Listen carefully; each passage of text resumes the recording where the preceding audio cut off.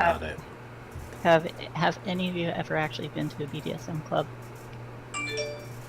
That was caught for that's stream. not my Wow, I don't know, but I think Ren just got a message from one. Nope. I was that was me or my phone telling me that the stream went live. So right on time. Good job, Shay. Fantastic. Hello, Mondays. We missed you. All right, so that's out. Let's get. Oh my god, I hate hearing my voice. I mean, it could be worse. It could be my voice. Oh, so you got this nice, deep, rich tone. I'm like, hey everybody, I've escaped from the Muppet Crew.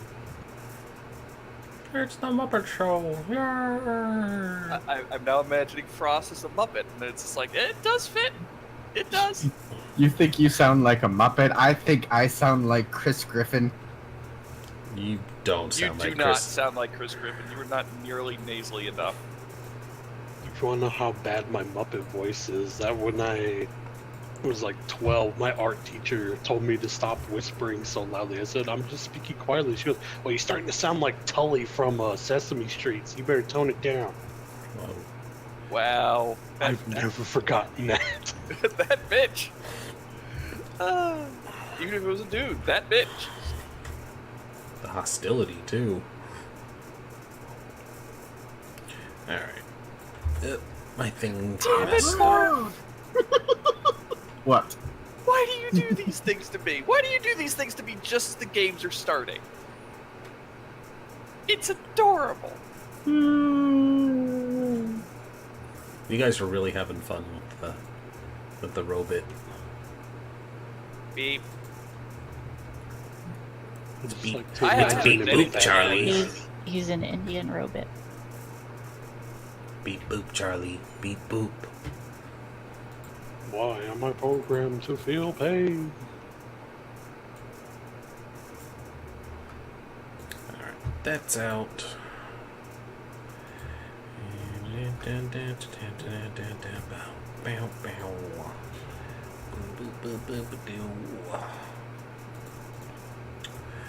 There you go, some celebratory chat booty. Chat booty.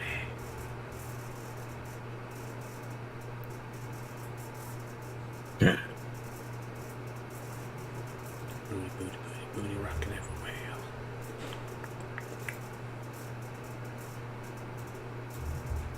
You have to give him the merchant guy from Resident Evil 4's voice. What are you buying? Alright, so I've got the notifications that I care to send out. First things first, there will be a Mudkip, awesome. There will be just the briefest of shillings because Humble Bundle has a new sale. Rez, you happen to be ready, or should I do it? I can do it. 1 second.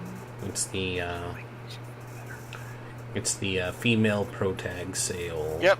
So today on the Humble Bundle, we have the female protagonist sale, up to 90% off of select games, like Celeste, which a friend of mine played, and it's pretty darn good. Tacoma, which I've never even heard of. Crypt of the Necrodancer, which is probably Absolutely some of the best tunes that I've heard in a really long time. Bayonetta. You know, Bayonetta. Nintendo I is don't- family friendly. Also, please look at the sale percentage for Bayonetta. Bayonetta is 69% off. Oh, clap. I feel clap, like their clap. developers were involved in that. Clap, clap, Yeah, a clap. little They knew what they were doing.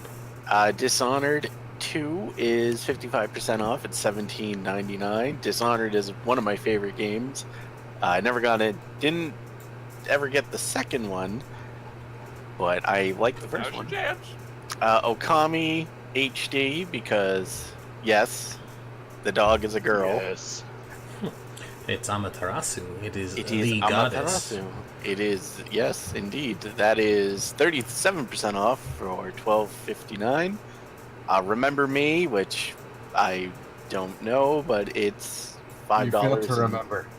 Yeah, it's $5.39. So if you like it, Alien Isolation, which scared me so much I couldn't even beat it because I'm a big baby, and that is 78% off for $9. Pretty good deal. Then Full Metal Furies. I'm not sure what that is. Yeah, I don't know that one. SteamWorld Dig 2, The Walking Dead Season 2, single tier. You wanna play some of Clementine's story before it tragically has no ending. You can get that for $8.09. Phasma, what are you Haiti. doing? Haiti, I don't know what that one is, but it's $4.04. SteamWorld Heist for $4.44. SteamWorld Heist The Outsider for $2.24. Mages of Mistralia. Mages of, Mages of Australia. Got it. No, well, I mean, yeah, I'm maybe. joking. It looks cute. It's for $10.79. Her Story. It looks like a full motion video game for $3.23. I think that was made by the same people that made Simulacrum. Maybe. Gone Home for $5.39. Skullgirls for $2.69. Skullgirls has always seemed fun to me. But, yeah, looks like a neat, fun fighting game. The Flame and the Flood, don't know that one, but it's for $4.04. Dreamfall Chapters, The Final Cut, good adventure game. One of my friends really liked it. Frambo for $4.04. Broken Age for $3.36. The Walking Dead Michonne for $8.09. Valhalla, a cyberpunk bartender action for $9.03. I always wanted to get that game. It always seemed really fun. Now's your chance. I know. Knights of Azure for $18.89. Knights of Azure 2, Bride of the New Moon for $37.79. Virginia for 89 cents. Epistory Typing Chronicles for $4.44. Dishonored Death of the Outsider and its Deluxe Edition are both on sale. Resident Evil Revelations 2 Deluxe Edition for $13.49. Resident Evil 0 HD Remaster for $7.19, and just the regular Resident Evil HD Remaster for also $7.19. I believe the actual Resident Evil HD Remaster was like a much better version. It is. It was, I think, isn't that the GameCube version? I believe it is. Yes. Yeah, it's way better. Still tank controls, but it's Well, so much yeah. better. Then we got Beyond Good and Evil for $2.24. Child of Light. I've heard amazing things about Child Very of Light. good game. I own it. It's a good game. For It's Ubisoft $4.58. though, so you got to kind of go through their shitty platform. Fun time. Then you got Alien Isolation: The Collect. Don't know why this is separate from the actual Alien Isolation game. Sure. Alien Isolation: The Collection for $11.24, and then you have all the DLCs: Corporate Lockdown, Crew Expendable. Crew Expendable is only 89 cents, and you basically get to play out the crew of the Nostromo from the first movie trying to deal with the aliens. So that one seems like it'd be pretty cool. Then you have Last Survivor, which is also 89 cents, which is Ripley trying to get the hell off the Nostromo after everything goes bad. Also, that is like really cheap for such a good game. Well, you gotta have the... But they're DLCs, but still, it's Yeah. like 89 cents for a DLC, really? I mean, I think they're pretty short. Yeah, but let's compare it to a Sims Yes. DLC where you're... Let's not, because that'll just frustrate me. And yeah, that's pretty much it. It's Lost Contact, don't know what that is, but it's Alien Isolation, Alien Isolation Safe Haven, the Season Pass, which, I mean, I guess if you don't have the Season Pass, then, but you own the actual game, there's no point in getting Alien Isolation, the collection. As well as a season pass. Yeah.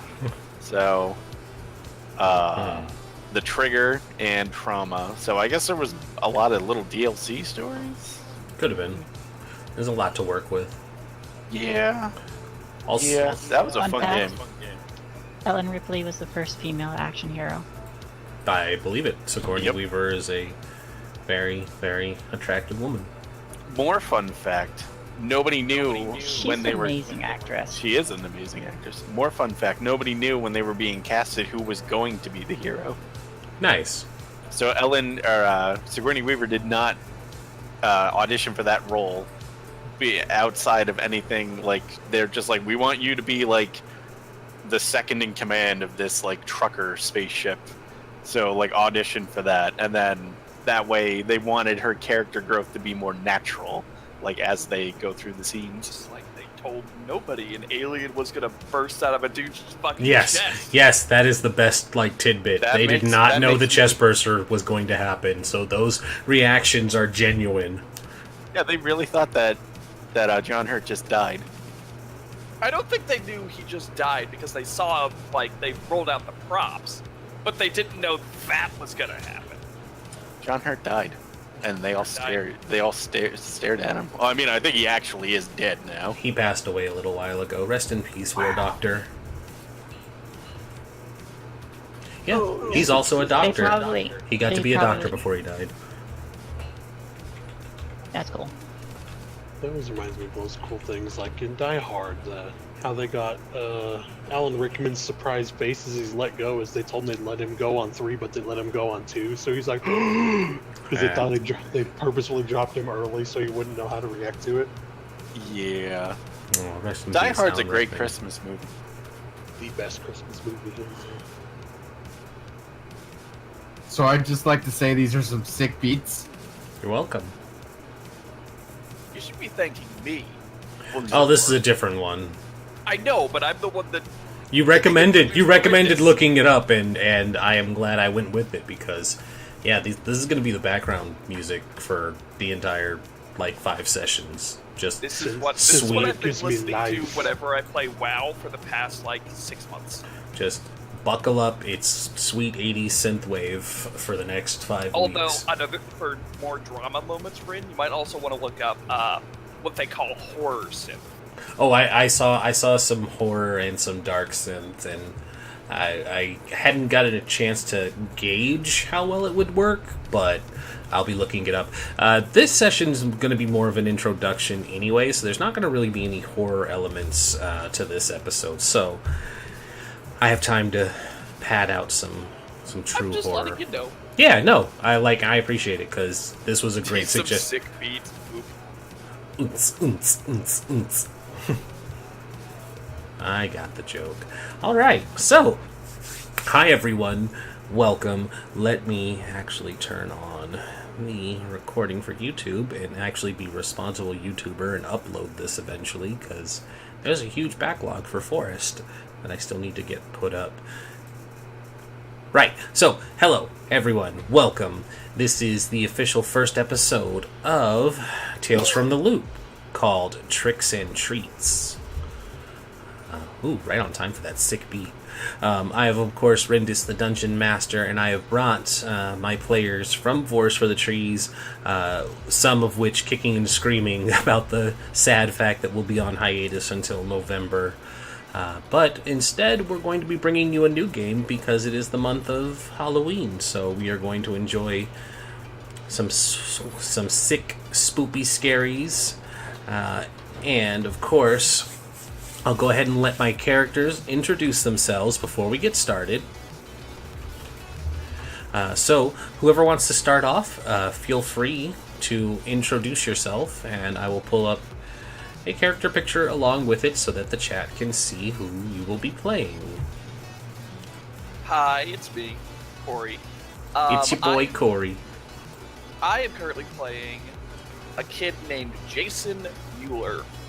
His background is that he is a troublemaker who rebels against everyone trying to change his and his mother's more peaceful ways. His father died in Vietnam just before he was born, so his mother joined a hippie commune before moving to the cul-de-sac. So she is all about the peace, the love, and the flowers. She owns a small flower shop in town. Sorry, Rin, I changed it. No, it's fine. And, and her It works for son me. actually wants to follow her footsteps, and that's not a very apt profession for a boy to have in this time period. So he gets made fun of. made fun of for being like a little fag. At which point he kicks the shit out of anyone who calls him a little fag. That's why he's a troublemaker. I got like a little uncomfortable there. Yeah, just a bit. Look, it's the 80s! It's the 80s. Next. Hi, I'm Morph. I'm playing Hayden Preston. She's a bit of a tomboy who enjoys playing hockey when it's sports season, but ever since getting to a certain age, it's like, well, you can't compete with the boys. And that makes her angry. And that makes her want to prove herself. And she's going to do whatever it takes to prove that she can play just as well as any of the boys.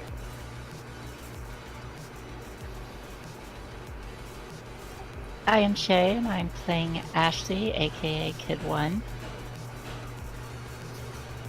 Last name's Taravana, not Preston, but I am the stepsister of Hayden, and am a rocker. And I like to play with drumsticks. On people's faces. No, I'm sorry. Sometimes. That too.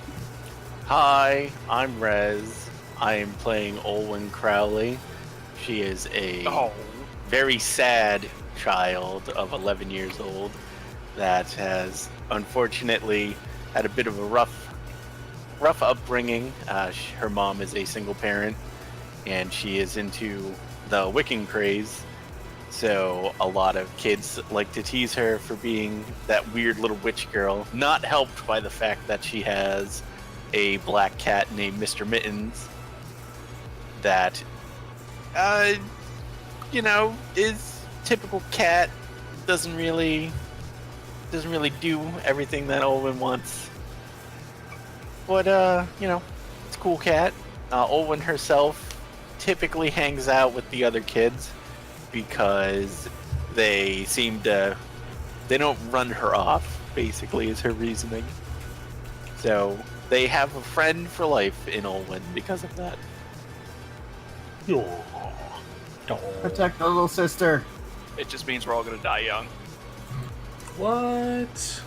No. Or be relegated to a life of like car dealership jobs. Ugh. The real horror story.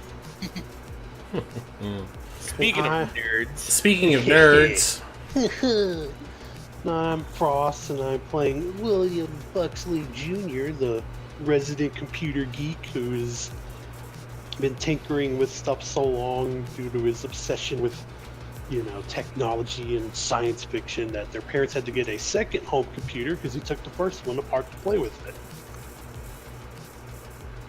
I was that kid. Wow, your parents are fucking rich. No, they just weren't happy. It's like, look, they didn't like having to buy a new one,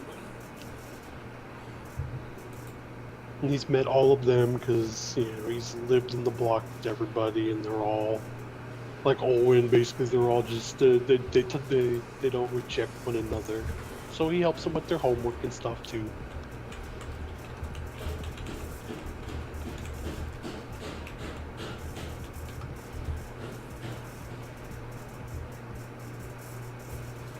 All right, well, that lays out our wonderful children. And of course, I'm the storyteller. So there's a couple things that we will need to remind you as the lovely viewers of the game. We just have... where did it go? Where's my... Principles of the Loop. We have some Principles of the Loop to go over. It's not anything too complex. It's just a reminder for our players and for our viewers. Number 1, your hometown is full of strange and fantastic things. This is an alternate 1980s universe, so things that we may have grown up with as children probably aren't going to be exactly what you'll see here. Some technology has advanced far past what we're used to, but people still also walk around with brick cell phones attached to their cars, and Knight Rider is immortal, so it will always be on TV. Number 2, everyday life is dull and unforgiving. You're still just basic normal kids. You may run into something extraordinary during this mystery, but you are not adventurers or heroes or super powerful crime fighters. You have to remember that you're just average kids, and it's important to think that way. Number 3, adults are out of reach and out of touch. You can, of course, call the police to resolve a bad situation, but they may not be super helpful because you're just a bunch of dumb kids. They may not believe that you saw something strange in the woods, or that the crazy hobo man had a magic sword and is friends with a robot, and things like that. So you kind of have to make the decision to rely on yourselves when you get to that point. Number 4, the Land of the Loop is dangerous, but kids will not die.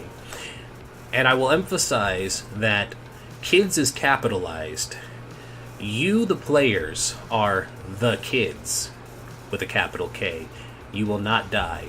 You will be injured, or you may be injured. You may be injured. You may be traumatized. You may get in trouble. You may get arrested. But ultimately, you're the stars of the show. You won't be killed off for any reason.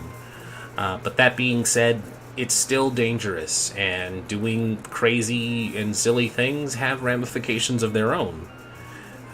Also, you're kids, so we're going to kind of temper our own senses of humor and situations, myself included, because we have to remember that we are not the ages that we are playing, and to avoid any unnecessary complications with that, looking at you, Morph. Kidding. Have some wine now. Yeah, exactly. But I mean, also keep that in mind too. Like, remember the things that you knew and acted when you were 10 through 15. I certainly know and acted a certain way that probably was well beyond my years, but you also knew to keep that sort of thing hush-hush and just between the kids. You did. I will mean- not channel my inner 13-year-old.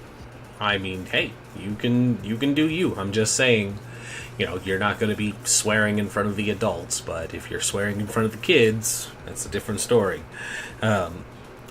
Number 6, the game is played scene by scene. And I'm going to emphasize this one again because we went over it during session 0, but this is going to play out like a movie. The travel time and the in-between stuff isn't super important. And so it's a collaborative storytelling game. So the important things is that when it's time for somebody to talk during their scene, it's important that nobody interrupts them unless it's something constructive to add to the story. But largely it's going to be just a bit of a back and forth between myself and whoever's handling that scene, and largely building the scene will fall upon the players to describe, the personal things for them. You guys have the freedom to, say, I want to sneak into the school at night, so, we can all collaboratively describe what this school looks like and how things go. And I, as the dungeon master, of course, or the storyteller, will handle the way the world works and how things move about for you guys during this. And lastly, the world is described collaboratively, which means everybody needs to contribute. And so, feel free to have ideas of what NPCs look like or what their names might be, how they act, and their, how they would act towards your character, I suppose is the better way to put it. You guys aren't in charge of building the world around me. That would leave very little for me to do as the storyteller. But, you can be like, yeah, I know Miss Johnson the grocer. She's really nice to me and, helps give Olwyn, extra food when she goes pick up the shopping for her mom. That sort of thing. But yeah, so that's that. I think we're all set. Also, just hilarious in chat. Got a nice drive-by of Tales isn't D&D, so it doesn't belong in D&D category. Wow, we made it to that point, guys. Congratulations! Woo! We got the drive-by heckler who didn't stay long enough to actually watch the game. He just wanted to really let us know. Just wanted to really let us know that we screwed up the category because, newsflash, that's a new thing, so people don't actually know about it yet. So I just wanted to get that snark out of the way real fast since they came and went. Alright, so. Jeez, maybe you should, fucking change the category then. I mean... No, I'm gonna do it just to spite them. I mean, this is normally a D&D channel, so... Exactly, and I don't... No, it's like, bottom line is I don't care, but I cared enough to be like, get a hold of this guy. I'm just gonna say right now, Ren, I really like the backsplash. Thank you. Of the overlay? Yeah, on Tales for the Loop, Tricks and Treats. So cool. Yeah, it's a... Yeah, I've had a lot of practice getting that down at this point, and it's pretty good. I like... It gives me life. Yeah, that's basically what I spent all day on, trying to get it to work. Did somebody put a towel on our robot? What do you think? He already has one. What do you guys do? Why'd you give him boxers? It's a bathing suit, you weirdos. I didn't draw that, by the way. It looked like a towel to me, so it's fine. I'm just assuming bathing suit. All right. Yeah, it's a bathing suit. There. Just so any precious babies don't get offended, I switched us over to tabletop RPGs. No. Let the precious babies get offended. But precious babies are the ones that fund the channel, so... The precious babus. I mean, hey, if any more precious Max babies... is the best... No. Max is the highest funder, I think. He Max- is not a precious baby. Max is the highest funder. And we love Max. Well... But they're controversial views. Well, I'm not going to complain too bad because we're number 4 on the tabletop RPG. Well, there we go. So... We'll go ahead and leave it there. 4 of 8, but still. Oh, well. Hey, we're not last. I don't want to steal the precious D&D views, because I know they need all the help they can get over there. Alright, so, it is October of 1988. Specifically, it's a week before Halloween. You all live in a nice cul-de-sac. It's middle America, suburbia, somewhere in the Northeast. It doesn't truly matter. It doesn't truly matter where in the Northeast. It's just far enough that there's still a great deal of forest for you all to explore on the weekends and downtime. And alright, I need to mute you guys because the pinging is getting really annoying. Beep. Somewhere in the Northeast where there's enough forests and lakes for you guys to explore and hang out in during the summer months and weekends, and places to get lost away from your families. And more importantly, you're in a town that's pretty much populated by federal workers, mostly people who exist to work for the Loop Foundation that is situated in the nearby mountains. There's a mountainside facility where they do science stuff is how they basically break it down for you guys. You're anyone whose parents might be employed in that fashion, are engineers and specialists in their field, and it makes up the vast majority of like I said, the population of this town, and those who cater to these people that need to live close to the facility. Today, it's Monday, and I could have done a cool thing and skipped back to see how far it was in '88 before Halloween, but today it's Monday. It's Monday, a week before Halloween. And the scene opens up, I'll say, on our two siblings' house. So, I will take the both of you at the same time. Ashley and Hayden, take turns, but describe what your individual room looks like, or if you have to live in the same room, what does it look like?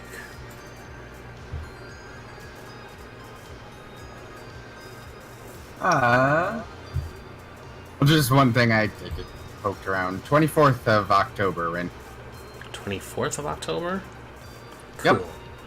No, Monday, October 1987 was actually a 26. Oh, 88? 88, yeah. Well, Yeah, we bumped it up for some reason. We were like, yeah, we need to make it Ninja for Turtles. It's for yeah, for Ninja Turtles. We bumped it up for the Ninja Turtles. yeah, Ninja Turtle. That's cool. That's what's happening. I Good apologize. stuff. Yeah, the 24th.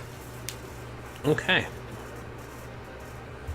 Well, I figure Dad probably works for the factory, so we're a little well off. We have enough for our own rooms, which is fine because Hayden likes her. I don't know if you'd call it a mess. Like, she knows where everything is, and she likes to keep all of her sports stuff just piled out in the open. But it's not like she's got just trash lying everywhere. That being said, it is a kid's room, so there is just a pile of clothes in the corner. Just hockey sticks, baseball bats, even a pair of roller skates or two. Just scattered about different corners.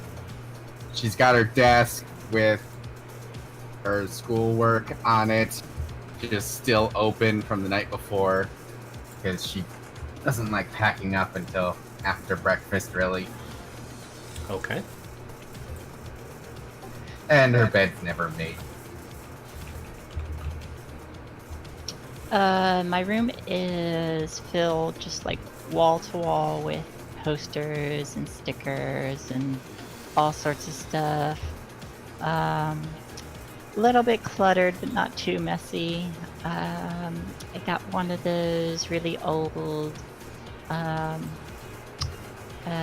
record player things, and like a set of drums and an electric guitar. Okay. Who gets to the bathroom first in the morning? I do. And remind She me, does. which of the two of you are the older sibling? I figure Hayden's birthday is probably early January or February. Then you'd be older, I think. Well, I'm 13, but And we're both 13. Yeah. my birthday's like in,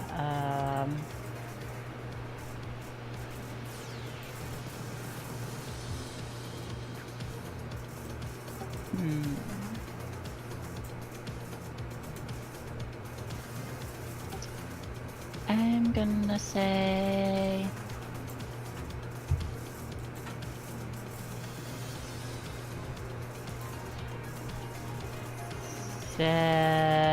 September. So you would have just had your birthday then. Yeah, like a month ago. Okay, cool. But all right. everyone always assumes she's the older one. I mean, she looks it, Yeah. which makes it Rude. hilarious. All right. So the two of you have had some time to get yourselves organized and head downstairs. What does a normal breakfast for you all look like?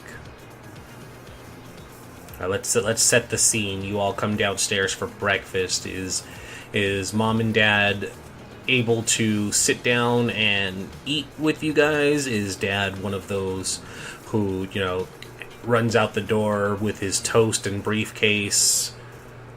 Is mom feel a like he has housekeeper? I feel like he has enough time in the mornings that he wakes up early enough that he'd be able to sit down, peacefully read through the paper, eat, at least at this point, get through half of his breakfast while mom's working on hours. Because let's face it, the kids aren't ever up before the parents. After washing up in the bathroom, I usually just kind of play my drum a bit. Ooh, excuse me. Just to annoy Jack until I'm called for breakfast. And so as Hayden goes down and gets breakfast, the sound of the drums is going off and quite loud. It's probably, you guys would be middle schoolers, so you probably have to be at school by 7:30. So it's probably 6:30 now. So it's probably still early for most people. So having these drums going off is probably not sitting well for the rest of the neighborhood either. But Jack, Hayden, your father, is especially annoyed, and you see him kind of put down his fork from his breakfast and walks to the stairs that leads upstairs to the second floor where your rooms are situated, and he's like, "Ashley, please, we've talked about this. You can't be playing the drums this early in the morning." Is breakfast ready? "Yes, it's been ready for 15 minutes now. We called you 3 times. Didn't hear ya. Your mother wants you to come sit down before school." It's a problem with drums. Hard to hear over them. "I know how acoustics work, dear. Thank you."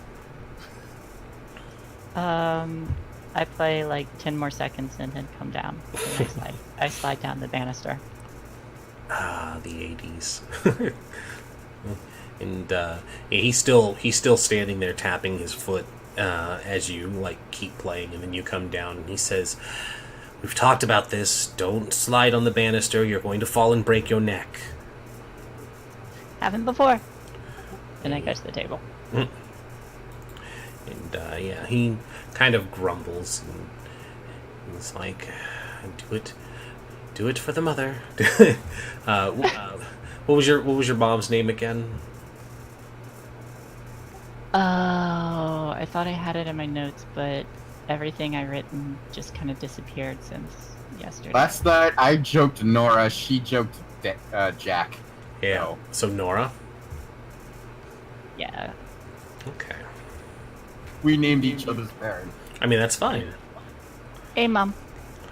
He's just "Do it for Nora," as he mumbles under his breath and makes his way back into the kitchen. And when you say hey Mom, you see an equally what ethnicity would you say Ashley is? Because I'm looking at the picture and I'm getting an Asian vibe, but she could also be white with dark hair.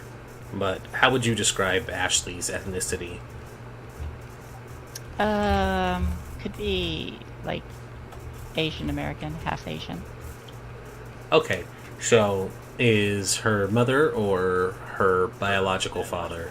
I'm third generation. Third generation. Okay, so your mother has some Asian descent. Yeah. Okay, and so Nora's busy preparing the last batches of breakfast, and she turns and. Of course, she does have this half Japanese resemblance, considering the population boom following World War II. There was a lot of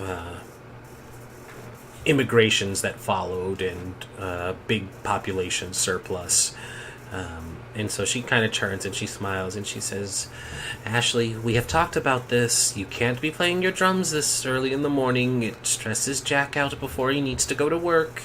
And the neighbors have been complaining. Just making sure everyone's awake.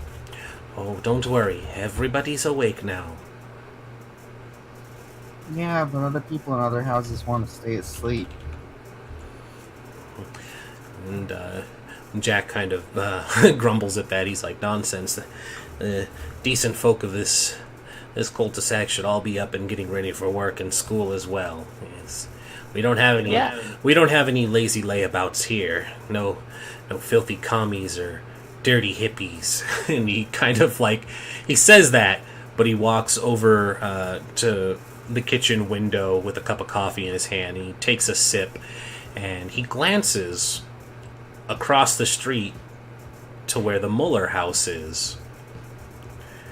To which Dinkelberg. He glances over to the Muller house, which is where we'll pick up the next scene with Jason. Jason, what does your room look like? Jason's room is quite plain. He has a normal single-sized single bed with a wooden dresser, and I'm going to call this 80s beige painted walls. Ooh. But on a small nightstand next to his bed, he has a Venus flytrap plant, which he has cared for the past year, that he keeps near a windowsill. Nothing sissy about that. That's pretty metal. Feed me, Jason. He's just stretching, waking up, having having the alarm clock going off, and by alarm clock I mean Ash. It's always at the same time. Never need to set an alarm for that lovely drummer. Yeah, it's the exact same time every day. Yep. He would get up and go out of his room. I should mention his house is a single floor flat with the best front garden in the cul-de-sac, maybe in the town by far. And the backyard is, of course, immaculate.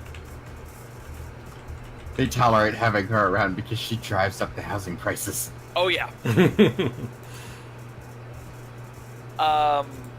When he walks out of his room, his mother is already cooking breakfast. She is always up early, no matter what day it is. However, today is going to be a little rough for Jason, as his mother is going to have a little sit-down talk with him over breakfast again about him getting in another fight again. Mm-hmm. And what is Jason's mother's name? His mother's I have named Diana. Okay. And just for a note, if it comes up later, what is his deceased father's name? His deceased I didn't write this down. That's his all right. Deceased father's name shall be Marcus. With a C, not a Yes. K. All C. right. You make your way downstairs, and much like the front and backyard, there are several potted plants and flowers in this kitchen. You've got the kind of kitchen setup where it's or decorations of the plants where it's there are some hanging, some sitting in big vases, and it looks like it could be just a garden shop when you walk in. But Can I also say though, unlike the flower shop that his mother works at, which sells the normal stuff around the house, his mother has started cultivating some rarer species like orchids. Absolutely. And you guys probably even have a little greenhouse patio in the back too, because she's just that dedicated to her botany. But as you come down, she's already got. You guys just have a small table with the two chairs because she doesn't entertain very often and probably hasn't really gotten back into the dating scene. We have 2 extra chairs when For when people show up, but you keep just the 2. I was going to say specifically for when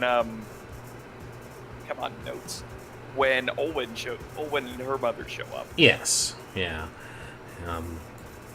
But she has a plate ready for you and one for herself, but she's already sitting down on her side, and it's the kind of setup where you guys always sit across from each other because there's the importance of communication and looking at each other and spending time with one another. But she's sitting and she's waiting and she's smiling and she's in a nice like hippie sundress, despite it being the late end of October. She doesn't seem bothered by the cold. But she looks at you and smiles. She's always smiling, even when you're in trouble. And she gestures for you to come over, and she says, Sunbeam, come, sit, have some breakfast. You know that we had talking about this incident before you head back to school. Jason sighs, but sits down and starts eating. Yeah, Mom, I know.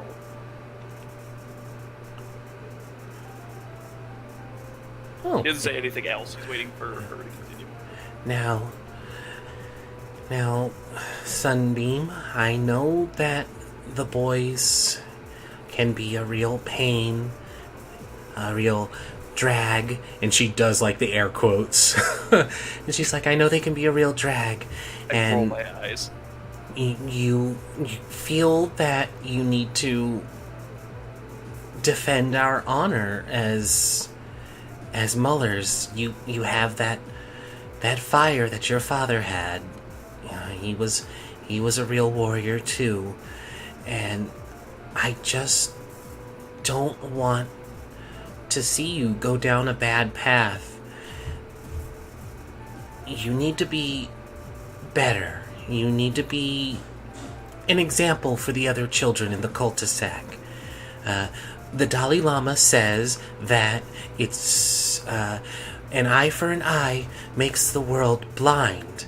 So you don't need to ever get back at these boys when they make fun of you. Just find something common ground. And she sticks up a finger. Because she's always a advocate of the non-violent protest. She's like, find common ground with the boys instead. If they like sports, talk to them about the game that was on the night before. And you both know that you don't have a TV in the house. We So totally have a small TV. okay, It just yes, you have a very old TV that probably doesn't get any of the good channels, and so we she's get Fox, CNN, and NBC. There you go. And public broadcast. Of course, That's probably. about it. Yeah. And so she's just like, yes, the sports game. Which one was it? Yes, the football. You could talk to them about sports. That Hayden girl seems to know a lot about it. She could help you out. You always like hanging out with her. Yeah. I'll Well- try, Mom, he says with a smile, knowing that he's just placating his mother at this point. He's probably not going to change his ways, and the secret why is the kids don't make fun of him anymore. What set him off this time was they made fun of his mother. And what did they make fun of her about? They called her specifically a hippie communist. Dirty commies. Yeah, All right. we're still in the Cold War. We are. We absolutely are. And I just unintentionally did something horrible to my family. What did you do? Did you make them communists? You'll find out. Oh, I know. Yeah. Alright, I'm just making a note here, because I like to keep this information documented. Huge success. So yeah, you promise and you placate, and she seems to... She's a very accepting mother, and of course she probably spoils you when she can. And so she doesn't say any more about it. You know, she understands that boys will be boys, and you're a good boy, despite what happens. And she believes in seeing the good in everybody, but she loves you unconditionally. If she could find the good in Hitler if she really tried. If she really tried, yeah. But it's like, but specifically for you, and more like for your father and for you, it's, you can do no wrong. It's like you could have been caught murdering cats, and she'd find some way to justify it. But you're not that kind of troublemaker, so we don't need to go down that road. But I'm not it's the just bully from it. My yeah, goodness. yeah. So it's like, but we're just emphasizing it's like she'll see the good in everybody, but you, and you know, to that extent, your late father, it was just, they can do no wrong. They are the good in the world. You are the good in the world, and hopefully nothing will take her precious sunbeam from her as well. Dun dun dun. Dun dun dun. And so once you sit down and have your breakfast. It's probably a nice egg and spinach tofu scramble, your favorite. Not your favorite, because that's buttered squash or artichoke with butter. But it's a decent and very filling, protein-rich breakfast, and it's enough for you to get. For the record, we will eat meat on like holidays. Okay, but normally you try to maintain a vegetarian.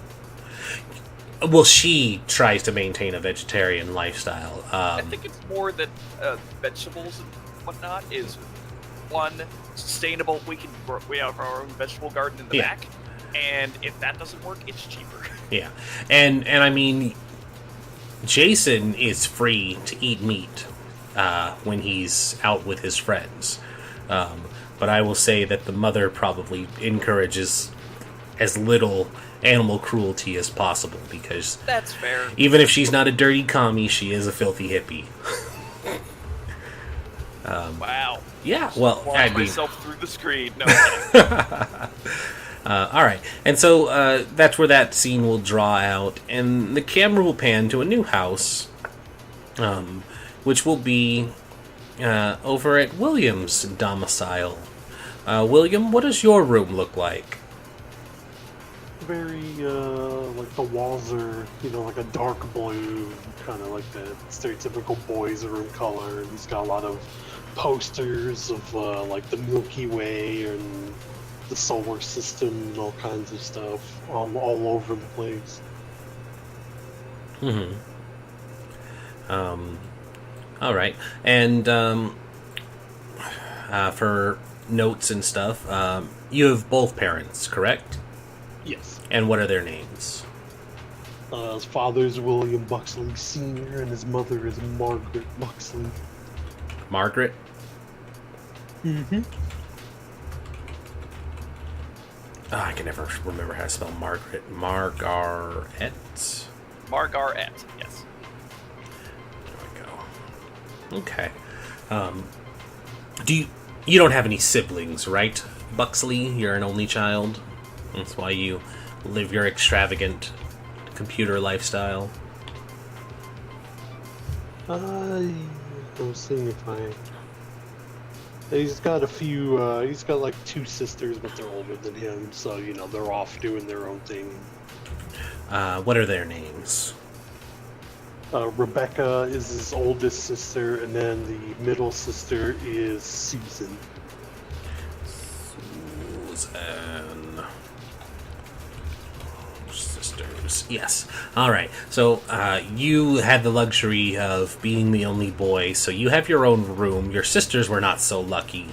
And while they're older than you, William, who is... How old were you, William? I have to double check. 12. 12 years old. They are 16 and 15 respectively, so they got cordoned off into their own room, or into sharing a room much to their distress and apprehension. And so, before long, your morning routine, you go through it. You have to wait for the bathroom to open up, having to share it with 2 teenage girls. But eventually you're able to get your shower, brush your teeth, get all that, and make your way downstairs. Your breakfast is prepared. It's pancakes and sausage. Your father works. Does your mother work? Yes, because that's how they're able to afford all this stuff. Mhm. Like, they met in like a little tech demo thing because mother was Does one of either... those few random women that got into it. I so he believe. lucked His out. dad- yeah, and his dad was like one of the people that was working on like designing electronics and stuff. Yeah, he got real lucky. Bagged himself a nerdy girl. All right. And so, do either of them work for the Foundation? Probably either both of them or his mother at least. Okay. So, yeah, and so you see them both. They're working together on preparing breakfast. They are the couple that has been together for a long time and is still very much in love several decades later. But your father is helping cook. But they're in their lab coats. They're in lab coats and cooking aprons. And as you come down, you see him. Your father says, "William, good morning, son. How are you today?"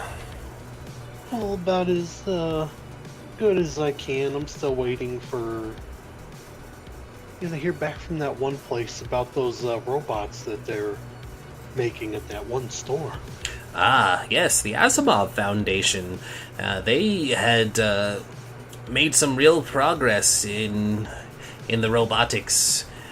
We should be hearing back from them about an internship for you as well. Never too early to start interning. Oh yeah, and I can't thank you guys enough for that. It's gonna be real neat working with everything like that. Yes. It's always good to have an in the industry, as they say. It's not what you know, my boy. Well, it is about what you know. Never shirk on your knowledge. But it's also who you know. You can be the brightest boy in the entire school, but if you don't have a foot in the door, well, they might never even notice. So keep up your education, but also be sure to make some friends, is, I suppose, where I'm getting at. Margaret, help me out here. And she kind of, looks over and she's like, yes, of course. William, Jr., you're going to have to always try to make friends as you can, because friends are important, and always make a good impression. First impressions are important. Yes, right, dear? And he's like, absolutely, Margaret. You are so smart. And you see them, Eskimo kiss over the stove, to which your sisters... Yeah, to which your sisters both just kind of make the bleh, where they stick a finger and stick out their tongues, because they're the two who are rebelling. They're the oh gosh. They're the leg warmer. They're the leg warmer fashionistas with the excess makeup and the jangly jewelry and the big the yuppies. Yeah, and the big spray or hairspray hair and They're 80s pop. yeah, they're 80s pop. But there was a word for it and it escapes me. But yeah, while the three of you, your mother and father, are all obvious intellectuals, the two of them aren't. Your sisters aren't stupid. They still maintain straight A's, but they are identity rebelling, where they want to be able to be, these pop kids and be able to, going out to the sports games and doing all the stuff. They want boys to notice them and not be considered nerds. Yeah. And your mother and father, set down another plate for you, and they're like, Ah, yes, you're going to eat up now, my boy. You're going to need all of this energy to fuel your quest for knowledge. And he starts, like, quoting how, the proteins and the carbohydrates will be good for maintaining your focus during lectures and, it's stuff you've all heard before. It's nothing new or super exciting, but... Yeah, he's probably eating his pancakes very quickly just so he can get done with the non-learning aspect of the day. Yeah, he's like, I need to be done with this as fast as possible. And with just a mouthful of pancakes, like, I have a couple friends. Do you? And they both, look surprised, because that basically you only ever see them in the mornings. They work late hours throughout the day, and oftentimes, if one of them is home, the other's probably pulling an all-nighter at the Institute, and it's very rare for both of them to be home unless it's the weekends. Which, we're coming off of a Sunday, so they're still here. They haven't gone into the lab, but it's very rare for them to be both home at the same time, if at all. And so they look like you do surprised that you say you have friends, and they're like, well, William probably helps maintain my musical electronic stuff. yeah. He's gonna make those speakers sound kick-ass. There's Damn right. there's no ulterior motive there. Wink. Wink. Oh, if I fix her speakers, she might kiss my cheek. Look, okay, I want more than just a pocket protector. Wow. Oh yeah, totally tempering ourselves here, guys. It's a Nope. This 12-year-old. I was like, this sounds perfectly normal for a young teenage boy. There's a reason I chose the song for him that I did, okay? Yes, he will make his own robot girl. I will call her some kind of wife. New, maybe? I don't know. I'll work on the name. Smack.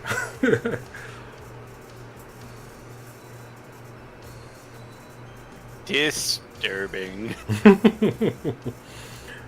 Yeah, he quickly finishes his pancakes off and tells them both about the local kids in the cul-de-sac. And he's like, oh, I don't hang out with all of them, but some of them I do, and they're really cool peoples. I think some of them they're all pretty smart too.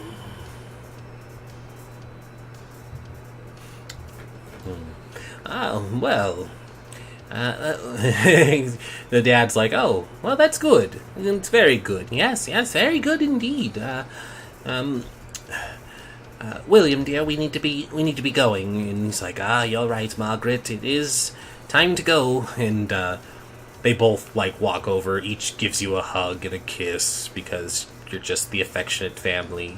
And they're like, you all be good, and there's enough food in the refrigerator if we have to work late tonight.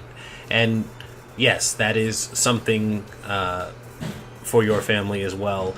With both of them working at the Institute, you guys are pretty well off, and even though they're not around, you always have stuff you can eat at least. You guys don't go hungry, and your sisters at least know how to cook.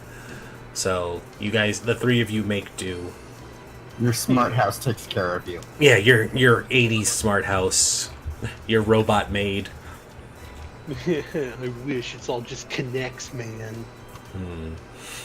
All right, and so that leaves our last person, Owen. What does your room look like? Owen's room is not huge, and there's not a lot of stuff in it. There's a lot of toys that have been very well loved because they're old, and there is one window. She typically has it open, and there is a little cat bed for Mr. Mittens, but he never sleeps there because, of course, he doesn't. And That's a there's bed some... for a peasant, not a king. Yes, exactly. And there's, you know, like, there's a lot of pictures on the wall because she's only 11, so she's still kind of in that phase where she's not really, she's just starting to, like, kind of break out of being a little kid, but she hasn't quite made it yet. So, like, there's still pictures of, like, crayon drawings up there. There's probably one of the all of them in the treehouse. And like everybody's doing something cool, like Ashley's probably playing the drums, and Hayden's probably like shooting a goal, and Jason's like made a monster plant, and William's like riding a robot. Nice. Right. So as you wake up, would you say that your family is fairly well off, but because you're from the old country, Yeah. your mother, Agatha Crowley, is not American. She's been in the cul-de-sac. You all have been. You were born and raised here, but she probably immigrated shortly after. What is it, the 87? Sorry, I got to do head math now. It's like you're 11, so you were born here, so that would have been at least 77. Is there any like major communist stuff that happened in Yeah, this? the Vietnam War is about to end. Vietnam War is about to end. Well, I mean directly Russian. Oh no, it ends in 75. Right, that was right when I was. It was right when I was. Well, I could have her, but like in the 70s, was there any directly Russian events that would have caused immigration to America? It would have been very hard. All right, let's rewind. You, because I actually know this bit of information.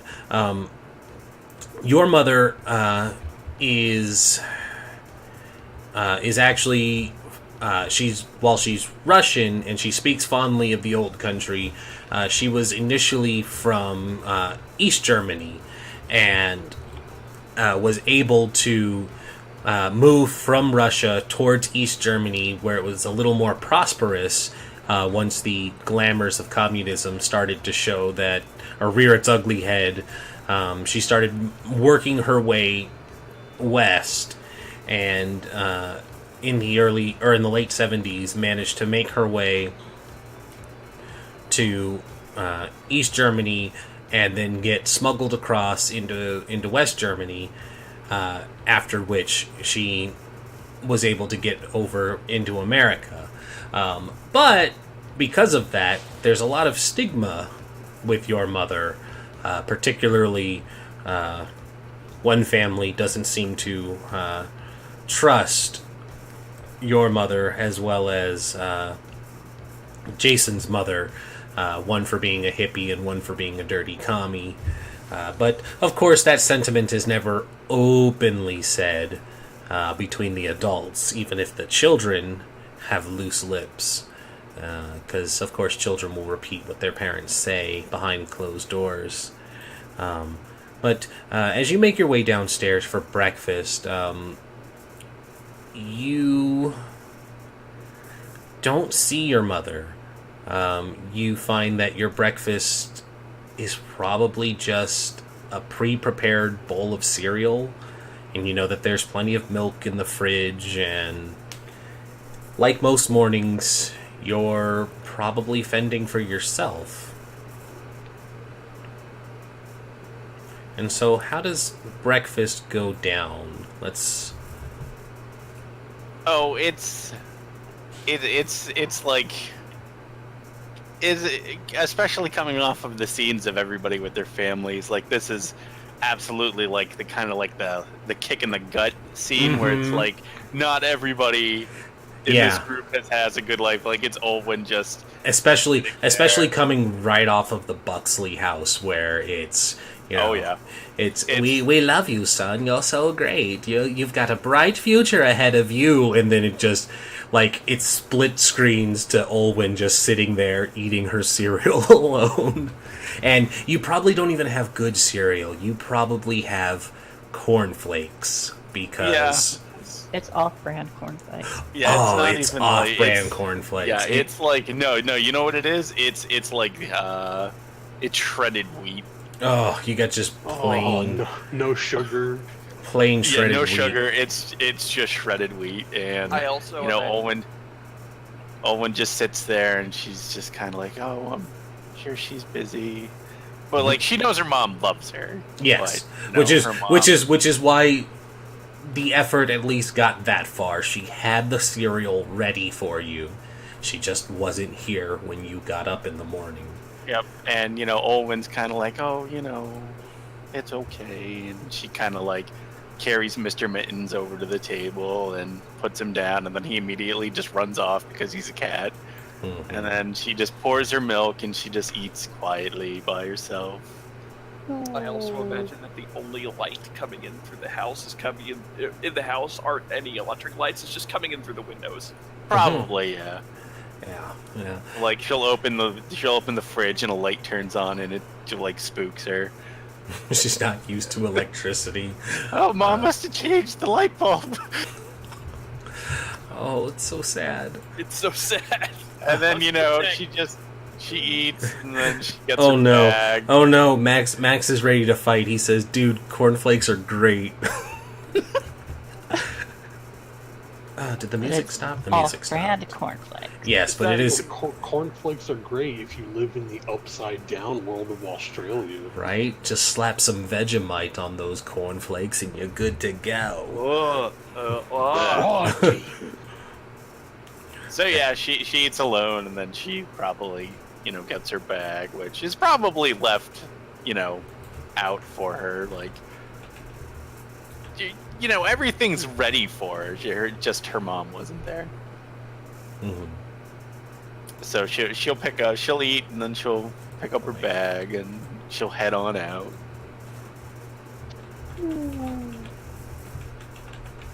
Say Phasmo needs a new tune. Yeah, it stopped, but then it didn't play the right one when I told it to. There we go. I tried to get it to play the entire playlist, but it just kind of stopped. So I have to manually keep this going. Oh, you want me to switch to a new playlist now? Okay.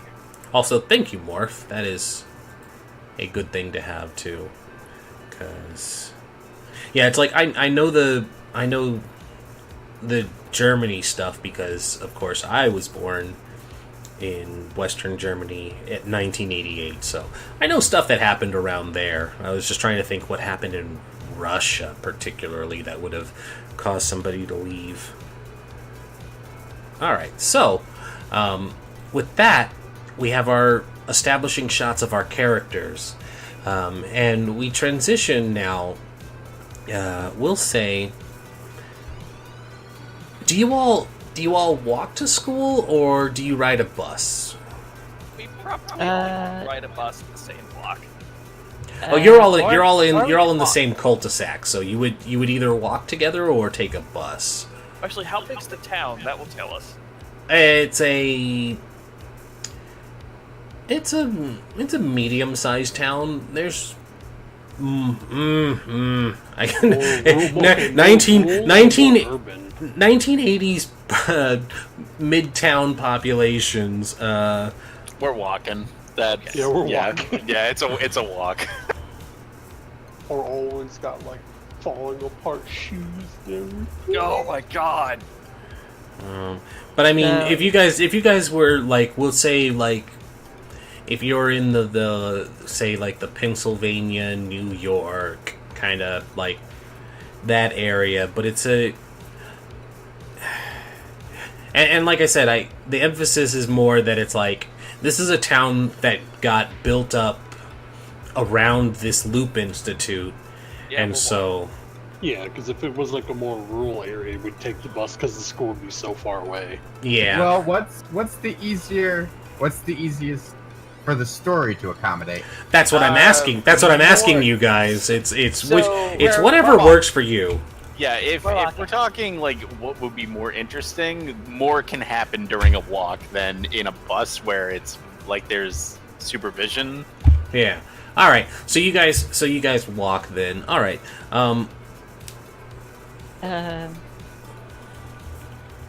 Oh, never mind. All So I'm right. gonna put this image out there. Hayden's currently wearing her backpack forward, just strapped to her chest, and giving Olwen a piggyback ride to school. Oh, Oh. And yeah, that'll be like our transitioning shot because, like I said, the in between stuff not super important, but it does give nice little moments like that. But as the like 7 o'clock rolls around, you all finish up your breakfast and you start making your way out of the cul-de-sac, joining up at the the end of the block before getting onto the main road and walking. And you're not the only kids who walk. It's a fairly common thing. The school's probably 20 minutes from here, so it gives you guys, a nice little 10-minute buffer, and you have time to drag your feet, especially now that it's now that it's transitioning from warm to cold. Actually, no, that's a lie. This is like northeast, so it's probably cold by now. Around It's 60 chilled. It's it chill. Would, yeah, it would be pretty. It's Yeah, not. We're not at the It's frosty. You're not- it's definitely like sweater weather. Yeah, you guys have sweaters and It's brisk. it's enough to enjoy the cold morning, but not cold enough that you guys are rushing to get into the heat of the school. Come like December, end of November, it's gonna be like 30 Yeah, around there. which is how we segue, because you guys do your normal meet up, goof off, hang out. Olwen, of course, is getting her piggyback ride with Hayden, but we transition to the school, and a number of you are the same age, which will put you in the same grade. Two of you are 13, one is 12. William, interesting question. Were you smart enough to be moved up a grade? Oh, definitely. Definitely. So you're the smartest kid in school, and you're smarter than the people that are older than you. Yeah. So, Take that, weirdos. Possibly older than some of the teachers. oh boy. All right. So, Possibly smarter. Possibly smarter. Ugh. yeah. All right. So Children teachers. we will transition the scene back to Olwen then. Being the youngest, you're not in their class. So, describe for us what your favorite class is, or at least what the favorite segment would be, because you're probably not. This is a school that connects the elementary with the middle school, so you're in the span where you're not quite in the middle school yet, and you probably only have the one teacher instead of them starting to segment your stuff out. What's your favorite session, lecture, part of the day? You're too old for nap time. Yeah, she's too old for nap time, so that one's right out. Sadly, she probably really likes when it's like art time. 'Cause she likes to draw. Okay. Okay, so yeah, you would be The in treehouse just has like crayon drawings all over the all inside. over the place. So you'd be in the 6th grade. The rest of you would be in the 8th grade.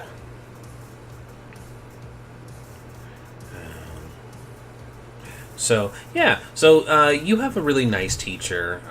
We'll call her Miss Appleby. I think I had a teacher named Miss Appleby. Nice. So yeah, Miss Appleby is your teacher. She's a very nice woman. You could probably assume she's not married. You know, the typical, like, small town teacher. You think of, like, the Powerpuff Girls teacher. That's basically what she looks like. And she's very nurturing and good for reinforcing the different skills, and very helpful for the kids who struggle. But yeah, so it's art class or art time, and you know, you're jamming out another great drawing. Do you draw something fun, something weird, something dark? Hold on. I have a fun way to decide.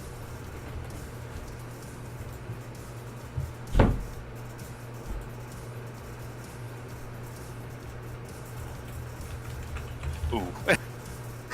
Yeah, it's, so Olwen's not having a, she's not, even though she got a piggyback ride, even though Ashley gave her a kazoo, she's really bumming that her mom wasn't there when she woke up. So it's kind of, she has these kind of moods that she gets in where she just kind of like draws what she dreams, and she doesn't have great dreams. She suffers from constant nightmares, specifically of drowning. So this time is, you know, she had a bad dream, her mom wasn't there, and so she's just kind of like drawing like a stick figure Olwen in crayon, and just like a bunch of water like all around her, and she's got X's over her eyes, and you know, it's very clearly one of those pictures where it's like, This is how I feel right now. this is like warning signs, like the red flag would be like getting swung all over the place. Like, this is clearly not a good picture. And yeah, and Miss Appleby is making her rounds, and she's like, "Oh, very good, Billy. That's a nice cat, Susan. Tommy, you need to stay inside the lines. You're 11 now. This is ridiculous."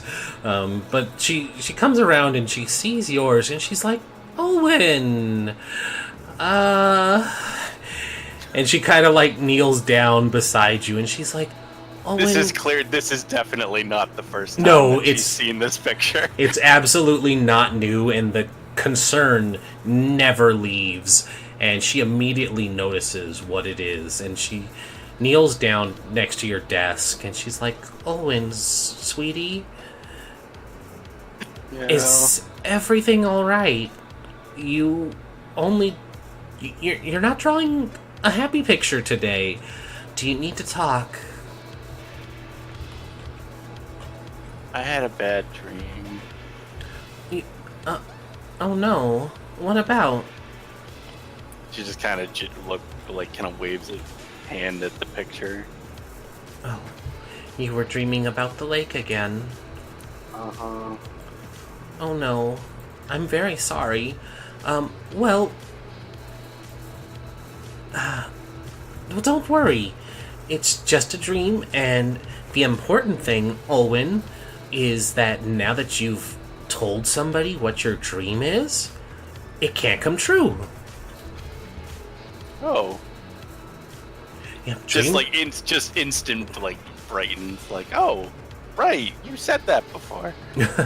Yep, I sure did, and you don't need to worry, but if there's ever any of these moments where you're scared like this, you just need to let us know. Okay. Can I have another piece of paper? Absolutely.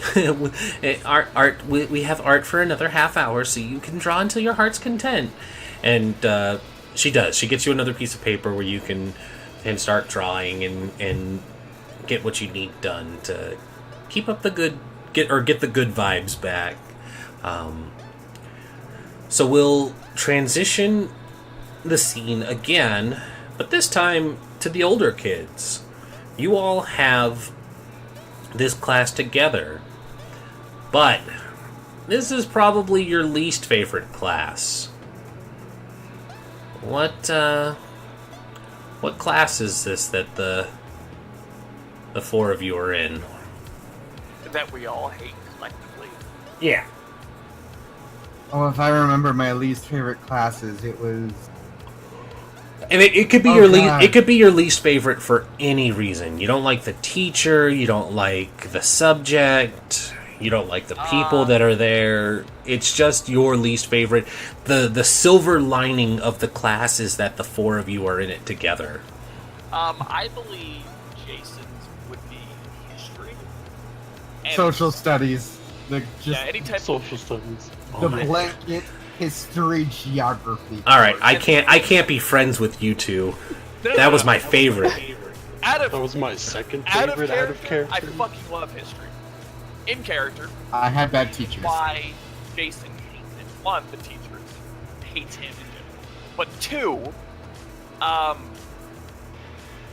this version of history and social studies is very, very, or the way they teach it currently in this day and age is very propaganda-y, and he gets the real story from his mother. So he knows this is all bullshit, and he makes it quite clear to the teacher, which is probably why he hates him, that the stuff they teach is bullshit. Teacher has a monotone voice, and it just makes Ashley get sleepy. Yeah, that too. Bueller. Bueller. William knows all about what's actually going on from constantly talking to Jason. So he doesn't believe anything this boring teacher is saying, and he's just completely frustrated. He has to sit through it. Yeah, his mother gets the communist newspaper, air quotes. Oh boy. Hayden's probably just folding up little paper footballs. So we're in agreement that it's a social studies class then? Yeah. All right. My second favorite class in school. I know. Mine too. Yeah, so you all are sitting in this history class, and it is exactly like how Jason feels. It's a more modern. It's a more modern history class. So you guys are getting the current quotation fingers current events, the stuff from like the last 30 years. So you're getting, the World War II, the Vietnam, the Korean War, and more importantly, maybe it was just me when I grew up, but my history teachers were always had some kind of military background too, so they were always super passionate about getting to the war sessions, and that's kind of what you have here. The history teacher is a man named Mr. Figueroa. He's a middle-aged Hispanic man, but he's got his beard, or his not his beard, but his mustache game is on point. Even if he's salt and pepper up at the top of his hair, he's got a nice thick beard that's almost as thick as his accent. But he's also a war vet, and he shares every so often, or no, even better, he will constantly recite the same like 3 or 4 war stories that he had during the Vietnam War. Something that probably doesn't sit well with Jason, because he glamorizes his experiences, especially. Something even better I just thought of. What's that? Though he's never said this to Jason, because his mother is anti-war, he has told other adults some nasty shit, nasty lies about Jason's mother. Ooh, the teacher says Ooh, I something. like that. Look, we all know adults shit talk too.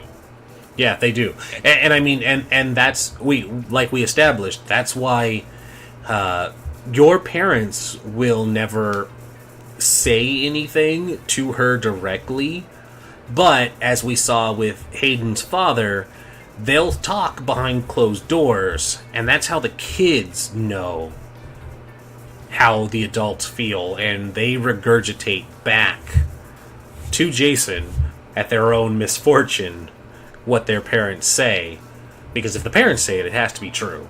And so, Yeah. you're a dirty commie child, and it's like whap right in the face. But yeah, so he probably when he gets to sections, and we'll say today in particular, he'll be talking about the protests that were going on, specifically talking about a peaceful protest at a college that ended up having the National Guard called on it. And, you know, he's going through the details, and he's professional enough to be giving the details of what happened. But when he gets to the bit about how the incident turned into an altercation that led to the National Guard firing on the protesters, he seems to kind of be like under his breath, and it's like, and serves them right, you know, type of mumbling, or he lets that kind of rhetoric sink in. And, you know, a couple of the jock kids are like, yeah, serves those dirty hippies right. And it's probably at that moment that a paper ball hits Jason in the back of the head. Jason at this time. During this, Go ahead. Jay. I was gonna say during this time, I'm just kind of like leaning back in my chair, feet on my desk, and I've been balling up little shreds of paper and sticking them in straws. Okay. Right before the ball hits his head, Jason was distracted, looking over to his left at the people who were just like, at some of the boys that were just like, yeah, serve those commies right. And everyone that knows him is like, oh no, Jason is setting up marks. Because he's like, I know where you walk after school. We're gonna have a chat. Catch me outside. And then the ball hits the back of his head, and he looks around immediately, and having just come off a suspension for fighting, and he's in reign of his testosterone right now. Yeah, you're only into like the third, or it's probably only like 10 o'clock now. It's not even lunch, and you're already getting tested on your. Yep, so he's like, people that know him can tell that whoever threw that is very lucky Jason didn't see that. See who threw that. Do you want to? I see. Do you want to find out who might have thrown it? I do. If you're asking me, Jason does not see who threw it. Oh, I was going to give you a chance to make a skill check. No, Jason does not see. I would like to make the skill check. Sure. Which you're going to have to forgive me because I am still learning it. Is there like a notice? Program, calculate, contact, charm, lead, investigate. There's an investigate. Okay. There's empathize to figure out, to get the feeling in people. Makes a person, animal, counts robot to find out how its weakness. No, that's more of. What's contact? Contact? Contact. Contact is a heart ability. Contact has right tool with her. Make heal. Contact bring more people. It's a social one. Okay. Ability to know the right person, get a hold of her. Yeah, it's a. I think investigate is the best bet because that is what is hidden here and where is it? What does it mean? What's happened here? How can I get out of it? Where is it? Yeah, so specifically, where is it? So, it's an investigate mind, and all you need, and so no successes. All right, so yeah, Ashley, you see him get hit, and you poke your head up like, who did that? And the kids, there's a group of them in the back that all seem to be like snickering to each other. But it's kind of hard to tell which one might have been the culprit because that's the back where all the meatheads hang out. Do I know these meathead? Damn it. Oh, sorry, that was Ashley. I thought it was Hayden. But no, same thing. You're both just a little too slow on the catch, and so you don't see it. But somebody definitely threw it, and oh boy, lucky we didn't catch it. Does Could I do a comprehend to figure out, like, out of the back ones, who most likely would do it? Ooh, absolutely. Comprehend with a success. Give me just 1 second. I'm just checking comprehend, what all it entails. So, we have the right piece of information to be able to find. Give me the information. Sure. Yeah, I think that's viable, and you also got the success. So, William, you could probably guess that it was probably one of two kids. Particularly because these are the bullies that usually give you a hard time as well. Two in the back, the rows are kind of set where it's like rows of 4, and there's probably we're at an age where there's not too much overcrowding in the classrooms. So it's these rows of 4 by 5. There's probably 20 of you in the class, but like the back 2 right ones are these bullies. We'll call them Sam and Max. Oh. Yeah. Freelance One of them's a dog. douchebag. Freelance douchebags. William looks up from the notebook where he's boringly jotting down notes and kind of mumbles out to Jason, probably these 2 jerks, Sam or Max, back there. They're always starting trouble. Yeah. All right, Sam and Max. Max is one of your bullies. Fucking deal with it. Now we can play So Max. radiant bully. Max is a bully, but he is also our best subscriber and bit dropper. So And best WoW DPSer. and best WoW DPSer. So Hey, you know what? Fuck both of you. hey, I play a mage. I can't keep up with Max. I resigned my fate. I will just. I'm never last, so I'm content. I pulled just enough to be able to stay in the raids. Anyways, we're getting off topic. WoW doesn't exist yet. But yeah, William, you're able to at least deduce that it was probably one of those 2. The other kids in the back row are all jerks, but those 2 are the ones who usually are openly antagonistic. But before long, he gets through the lecture, regales you with one of his great war stories of how they had chased out some. Also, clarification for the stream and for YouTube later. Anything that might be said during roleplay is not reflective of any player or storyteller. We are just playing the role of what was acceptable at the time. We in no way condone the sentimentality or the things that may have been considered acceptable at the time that are no longer considered acceptable now. Disclaimer. You could just call them Charlie too. Well, he was gonna say the more derogatory. Yeah, because as soon as you started that, I was like, and I Charlie, had to stop myself because it was like, it's 2018. Somebody might be like, Rin is racist if he says that. But he uses the G word. He talks about how they cleared out a not a foxhole. What's their tunnel system? About how they sent some a couple of guys in to clear out a tunnel system, and this is one of his glorified war stories about how he was lucky and how he managed to outmaneuver Charlie, and he tells you guys about how they went down into this tunnel system, and they had 2 paths, to go left or to go right, and they sent Private Jenkins left, and he went right.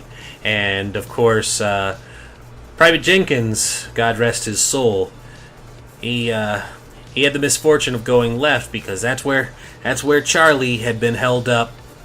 We all know that he just rushed in there screaming Leroy. Yeah.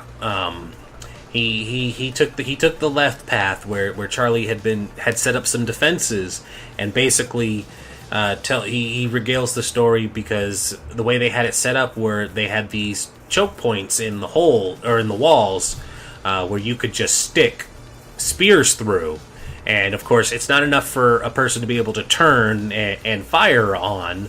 So Jenkins got basically run through by a bunch of spears, and Mr. Figueroa was lucky enough to have gone another way, and he was able to get out of the tunnel. And basically, when Jenkins didn't make it back up, they sent the flamethrowers down, and it was a good day to roast some commies, is kind of how he ends it as the bell rings. Well, you said he tells the same 3 stories all the time. Right? You guys have heard this story before. Jason, And Hayden, Probably when a collective eye roll or something. No, Hayden, when it gets to the point of the spears coming into the story, will aim a paper football for his head. The teacher's head? Yes. Okay. So I will need from you. Little shit. I know. Oof. And then pretend she didn't do it on purpose. Ooh, well then. That will probably be a let me get a sneak plus, if I gonna give me a sneak and a force, because you're still trying to hit him. So you're gonna use force to shoot this paper football at him, because I don't think there's like a nimble attack type one, but force is what you're doing when you're trying to do something. You're trying to hit him. So, or even humiliate. You're trying to humiliate him, so you're going to use a show of force. So do a sneak and a force. Okay. So as he gets to the point, and he's very energetic about it, about the jabbing gesture with the spear, this paper football sails past his head. It doesn't hit him, but it's enough to make the kids laugh. And he's like, "All right, who did that?" And he kind of looks around, and nobody's speaking up. Nobody's. his eyes immediately look at Jason, because that's what he And he does. He would be the target. He's like, "Who did that?" And he's looking around, and this is an age where kids don't snitch on each other. You guys are still 80s kids. There's no observe and report.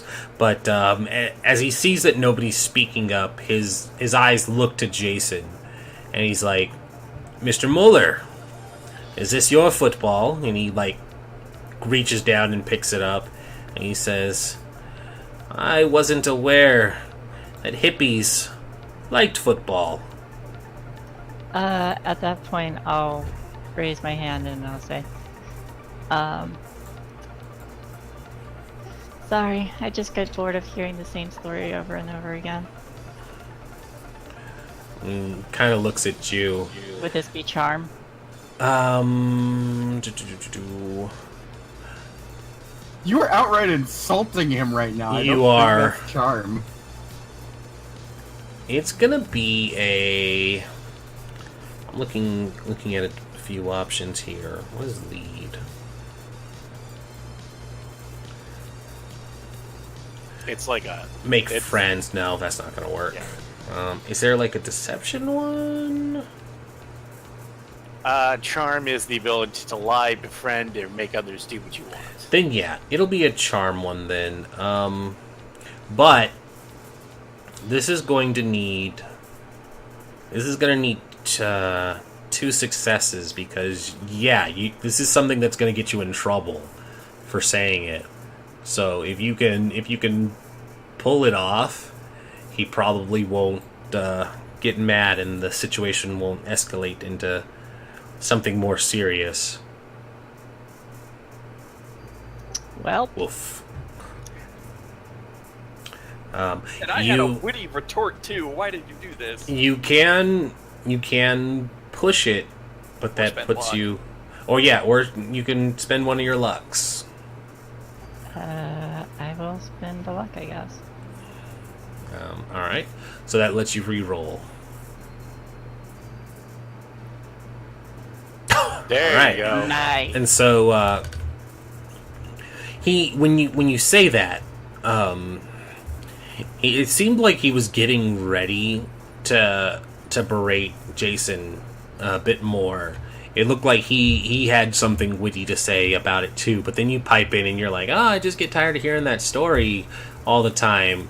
And he's taken aback, and he's like, well, if you don't like hearing about these stories, then maybe...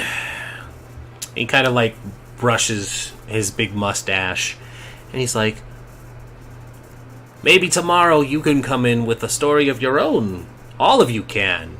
Why don't you all write a report? And as he's starting to like tell you that you guys need to do a book report now, the bell rings, and as kids, Jason gets up and runs. yeah, as kids, of course, you know that if you're not in the room to hear the assignment being given, then you don't have to do it because he hasn't written it down on the board or anything. And he's like, why don't you get started? Ring! And it just starts ringing, and he just gets this like deflated posture as everybody gets up and just gets the hell out of there.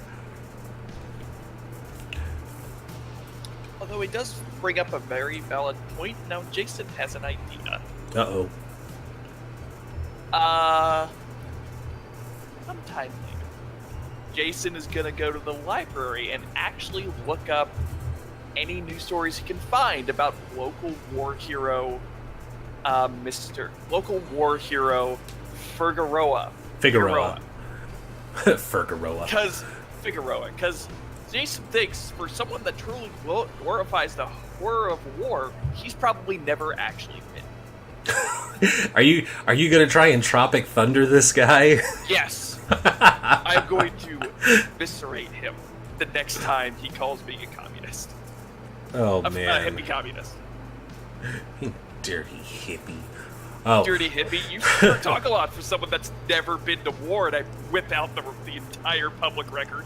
nice. Yeah. You find out he was on the resupply detail, never deployed Oh, no. across seas. Resupply detail, and then what is this? Oh, disgraceful discharge for stealing food. Oh No, man. even worse, he was Coast Guard who was dishonorably discharged. Ah, My how do you God, get that's how do you like get impossible. discharged from Coast Guard? Oof. He stole all the suntan lotion. Stole all the suntan lotion. Nice. All right. Anyway, Yeah, so the bell rings and it's for lunch now. So this is a scene for all of you to reconvene together at lunch. And we will decide what's for lunch based on... Whoops, there's only 5 of you. As I walk out, I say, I just say sorry because I don't want to get in too much trouble. Owen. I'm really just covering.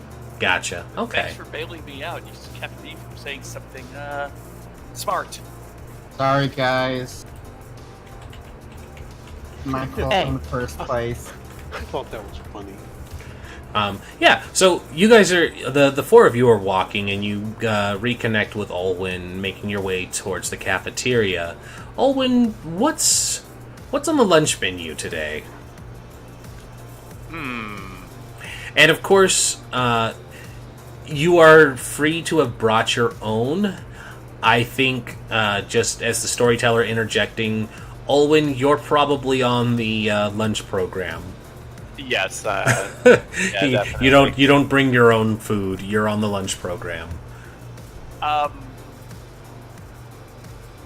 Jason always brings his own lunch, and He's the kid with the sun-dried tomatoes sandwich. oh no, I was actually gonna say his mother gets a lot of recipes from Ashley's mother. Ooh. Being of Asian descent, she probably has some great vegetarian option tofu. Recipes. I made this kimchi myself. Kami! It's just a 2-pound like rice Look, ball.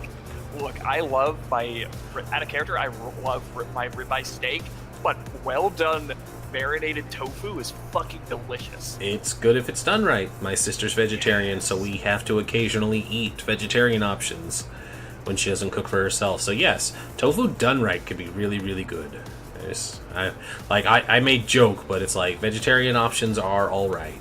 They just need to be filling. Is my problem. Anyway, that's what Continue. Jason has. Olwyn, what's for lunch? What is for lunch today? Remember, pizza is not a vegetable yet. That's That's true. God damn. Mashed potatoes is though. One. You're probably also out, and also you're out in the Northeast, so they probably actually, cook actual food. Salisbury steak, children. I do remember we did have a hot cafeteria in the 90s when I was in school. Yeah. We Don't remember. the cool one for ours was we had gotten the sandwich bar where they could make you fresh subs, and everybody loved that over the actual food they made. Even though the I food they made remember- wasn't bad. I remember so- wholesome Thanksgiving food. So baked macaroni and cheese, chicken every now and again. That type of stuff. I honestly can't remember because up until high school, I was always the kid that brought in the bag lunch or a lunchbox. All right, Olwyn, you're up. Just hitting up a search for 1980s lunches. I mean, you can go for the staples, chicken fried steaks, Salisbury steaks. Yeah. So we lasagna. definitely. It was definitely sandwiches with tater tots. Oh, tater tots. hell Like yeah. tuna. It was tuna and tater tots. Oh, 1980s tuna. It probably isn't even good tuna. Probably Nope, it's bad tuna. Yeah. Yeah, they don't. But everybody likes Fridays because Fridays is pizza. Yeah, That's but true. But it's a Monday, the so old it's tuna 80s. today. Yeah, It's- it's tuna because it's Monday. And don't get me wrong, I love me some tuna sandwiches, but oof, school tuna? Ugh. Yeah, no, and Owen just kind of shuffles on over to get in line. I love me some tuna, Shay. Would Wink. Jaden and Ashley be bag lunchers? That's for you to decide, or are you I'm asking at- Shay? It's I'm just that I asking think Shay because yeah. it's more her mom that would be in charge of that. Probably. And we probably get an allowance. Bunch of spoiled kids. Jaden hands a couple, a bit of pocket change to Owen. Get me some extra tater tots. I'll trade you some of my goldfish too. Oh, okay.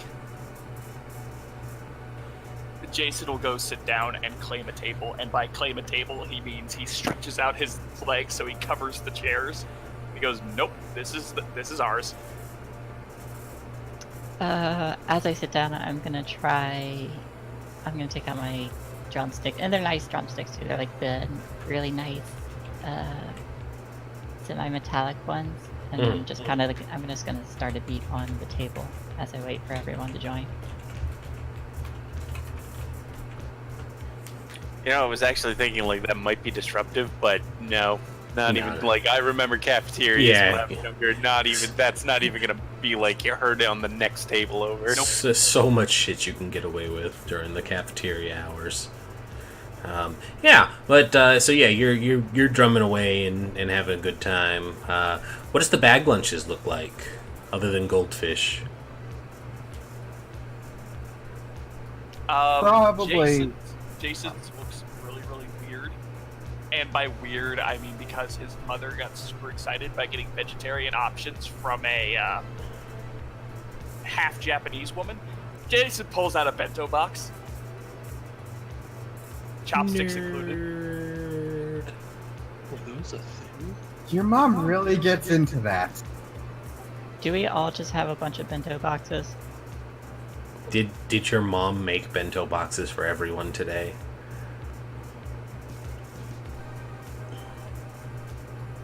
I mean, I'm not going to say no. See it. but- I would say I could see it happening, like, 'cause, you know, maybe she had time over the weekend, so she made it for everybody Sunday night. Corey.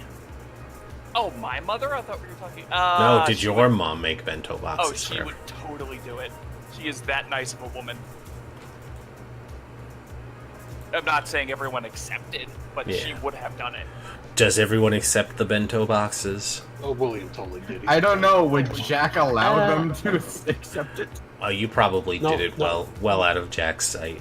He No, I didn't probably believe it. probably passed them out to you guys at school, and you traded away your sandwich for an extra bag of Fritos or something. So I got curious and I looked it up. Bentos regained popularity in the 1980s with the help of the microwave oven and proliferation of convenience stores. Hell yeah! Nice. While typically a Yeah, common I'll have sight at a Japanese school, it was not unrealistic for people to do them in the States if they migrated over. Yes! Nice. There you go. We all got bento So boxes. William totally not only took it, but he can't use the chopsticks to save his life, so he's just like, and he's like sticks them together and starts scooping the food up. Jason hands you a plastic fork. He does have those. Sorry. DJ, stop. And- you know I come prepared. And I'll get Olwen too, since they were made for everybody, I guess. Yeah. Owen's is extra big. Yeah, she needs to eat. It's like, that kid's too skinny. Jaden would politely decline and just pull out her little bag lunch. Probably something simple. I use my drumsticks as chopsticks. Celery sticks, peanut butter and jelly sandwich. Crust still on. What kind of a juice box. monster are you? It's like cut the- diagonally. That's the real question. Perfectly. Okay, yeah, if it's cut diagonally, cool. Yeah. With like just a little snack bag and a juice box. It's like unnatural perfection. So natural. Owen's normal. So Owen takes the when she gets back and she totally gives Hayden the extra tater tots, and then she still has her lunch, and then they're like, here, like Jason's mom made you this bento box, and she's like, oh, thanks. And she doesn't actually eat much out of the bento, but when you can see her actually stash it in her backpack, because that's probably dinner. Oh, Oh. poor child. It's okay. William brought snacks too. He just takes out little like candy bars for everybody that he's like, look, my parents had They're gonna start a fight. they're stockpiling candy for Halloween. So Oh, I I was like, took they're some bars. stockpiling for the inevitable meltdown at the facility. It's like oh, for Halloween. It's like, okay. Well, I mean, I'm sure they have. I'm pretty sure they have a fallout shelter too, just in case something goes horribly wrong there. And or Yeah. all the Russians decide to launch all of the nukes. Guys, I didn't have the heart to tell you, but this is basically a Red Dawn game, so Oh, Yes. get ready for that. Owen just starts gutting people down like Swayze. Oh, that'd be fun now. Can we forget the spoopy game? We're doing Red Dawn. No, we're Hope, doing hope everybody's ready. I didn't make a character for Red Dawn. Sure Even you. better. It's a combination. There's like Yeah. scary monsters that we have to shoot because the communists opened a portal from a hell dimension. The communists reprogrammed a bunch of murder bots and set them loose on the town. Anyway. Anyways, it's like that was a cool moment there, but yeah, back to it. Oof. All right, so lunch comes and goes pretty uneventfully. You guys enjoy your meals and you trade food with each other and with the other tables, and Olwen stashes away her dinner for the night without anybody noticing. Oh my Well, god, I she's mean- gonna make somebody cry, and it's gonna be me. That's my plan. I want to make someone cry. I'm gonna roll sneak to see if anybody actually picks up on it. Sure. And because nobody had said anything up until this point, I'm gonna just make it one success for it. It's not gonna be a hard one. Okay, yeah, you stash it away. You make a show of eating a little bit of it until he looks away and doesn't notice, and then you stash it away. And I would say that Jason probably also knows, so he wouldn't ask for the bento box back from you afterwards, knowing that you'll return it later. So with the others not noticing that you didn't eat it, he probably wouldn't ask for it back because you're good about bringing their dishes back and stuff. These bento boxes ain't cheap. She had to import that. So the rest of the school day goes by. You guys go back to your respective classes and meet up again once school has let out. What time does everybody's parents get home from school? And From work. From work. What time does everybody's parents get home from work? And are you all expected to be home immediately after school? Jason isn't expected to be home immediately, though. His mother asks that he at least use a payphone if he's not going to be home until late. So Jason always has a couple quarters so he can make a call. Remember payphones, kids? I remember payphone. I do too. I use them. His mother, though, usually gets home whenever the sun goes down because she both works in a flower shop and as a caretaker for a greenhouse that she keeps out back in her store. Dad works at the factory and probably works a long shift. Maybe. Mm-hmm. Of course, William's parents are always late. If they come home at all. Yeah, most of the time they end up sleeping in the office. I'm sure the facility has good stuff for them to rest in. Mom's probably like a nurse at the facility or something. Mm-hmm. What about... Oh, Dad's at the factory, right. Is that everybody? Olwen, where's Mom? Owen doesn't know. Oh, God. Olwen doesn't know. She more or less kind of like gloms on. Like, it's probably all the other families are probably like, okay, let's see how the roulette lands today. And Yeah, whose house does she end up in? Whose house does that kid show up at today? Yeah, alright. And so, as you guys... I walked past a payphone the other day when we went to the pub. It was weird. It's especially weird in Australia to have a payphone still. So, you guys, do you spend your afternoons at the treehouse?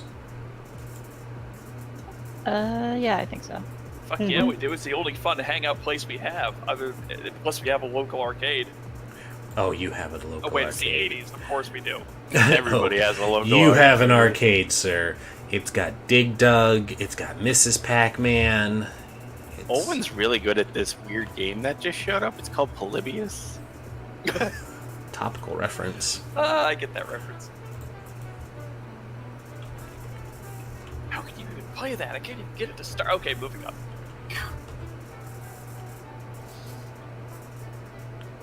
So yeah, Okay. we're not probably hanging out at the arcade or like local bowling alley. We're at the treehouse. You're at the treehouse. All right. So, as you guys are walking your way there, you're not the only ones walking down this street. In fact, a ways ahead, kind of where the street breaks off into what's the forest, like the hiker trail or the jogger trail. Through this section of forest that's well maintained for the area that people can hunker down in, or not hunker down, but hang out in, and have the picnics and hunting and all that other stuff. Down this forest path is Sam and Max, the two local bullies. They seem to be throwing rocks at a bird nest up on a few branches up. That's probably about 10, 12 feet off the ground in one of the sturdy branches, but they're unsuccessfully lobbing these rocks up at this bird nest. What do you all do? I take out the straw loaded with the spitballs I made earlier, and I Wait. shoot one at them. Jason will actually attempt to stop you and be like, wait. You still have drumsticks. Can I borrow your drumsticks? Don't break them. I'm not handling my drumsticks. When have I ever broken them? That's her wondering. second pair. Hayden cautiously just pulls out her hockey stick and holds it in front of her. Look, I want to stun them. I don't want to bloody them today. And Jason is going to attempt to sneak up to them, and then, as hard as he can, take the drumstick and just, with both hands, whack both bullies on either side right on the eardrums. Okay. That's gonna fucking hurt. So, Ghost Dog. I don't think you need to. I don't think you need to sneak up on them because they're really preoccupied with being a pair of little assholes to knock over this bird nest. The moment he does that, I still fire a spitball. Okay. I'm gonna need a force body from you, but it's gonna be at 2 successes because you're trying to hit both of them. And then Ashley, I'm gonna need 1 from you because you're just firing a single spitball. Damn, I only get one of them. Okay.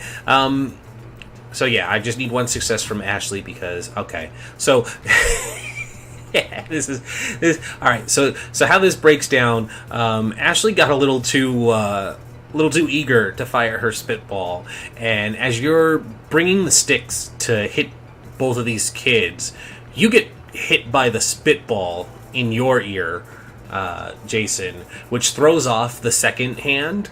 So you smack Sam with 1 stick, but then you recoil as this gloppy, wet mess. Oh, my screen just went out on the stream view. That's weird. But this gloppy, wet mess hits you in the ear, and it throws off your positioning for the other one, and it goes a little wide.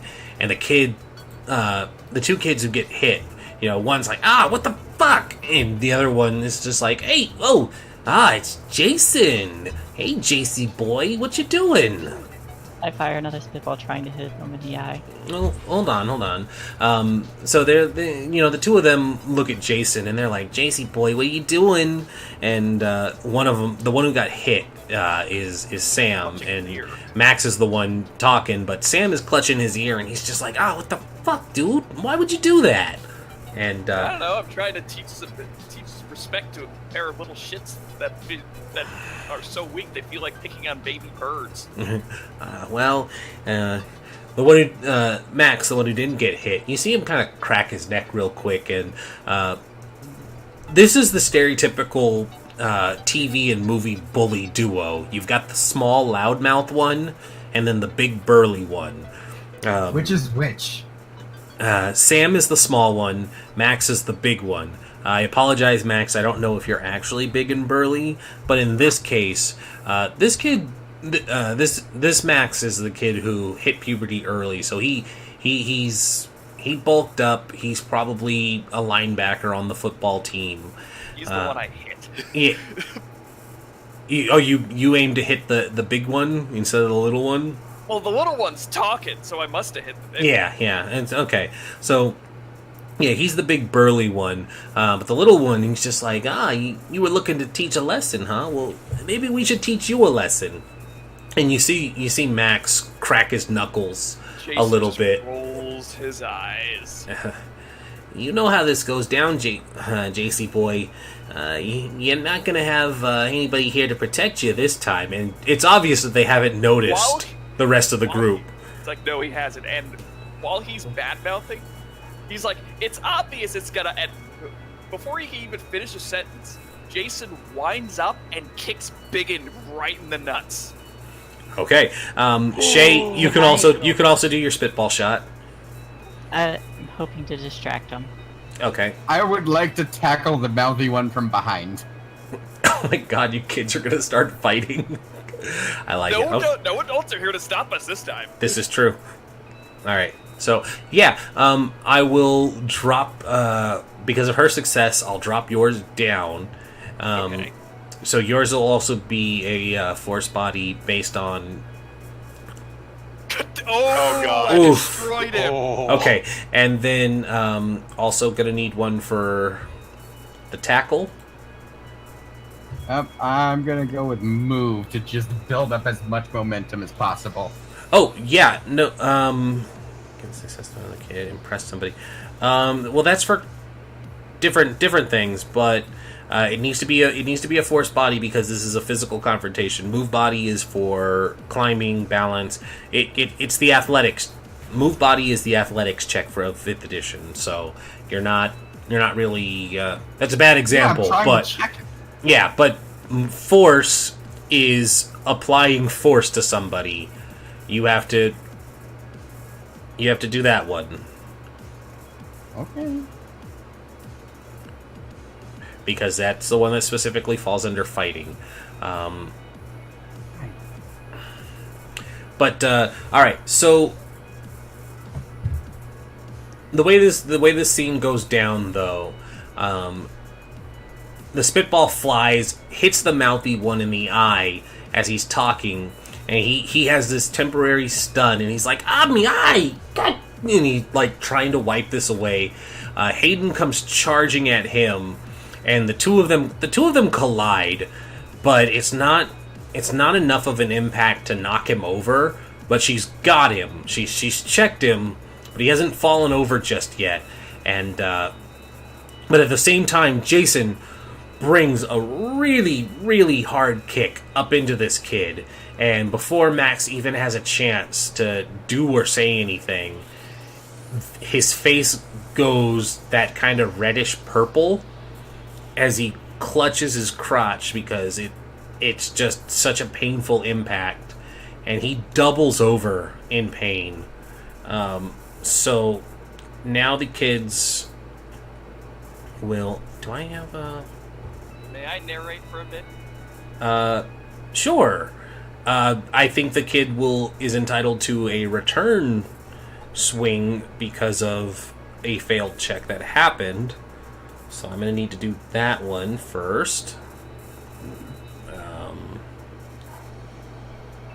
I don't really have a thing for NPC stats.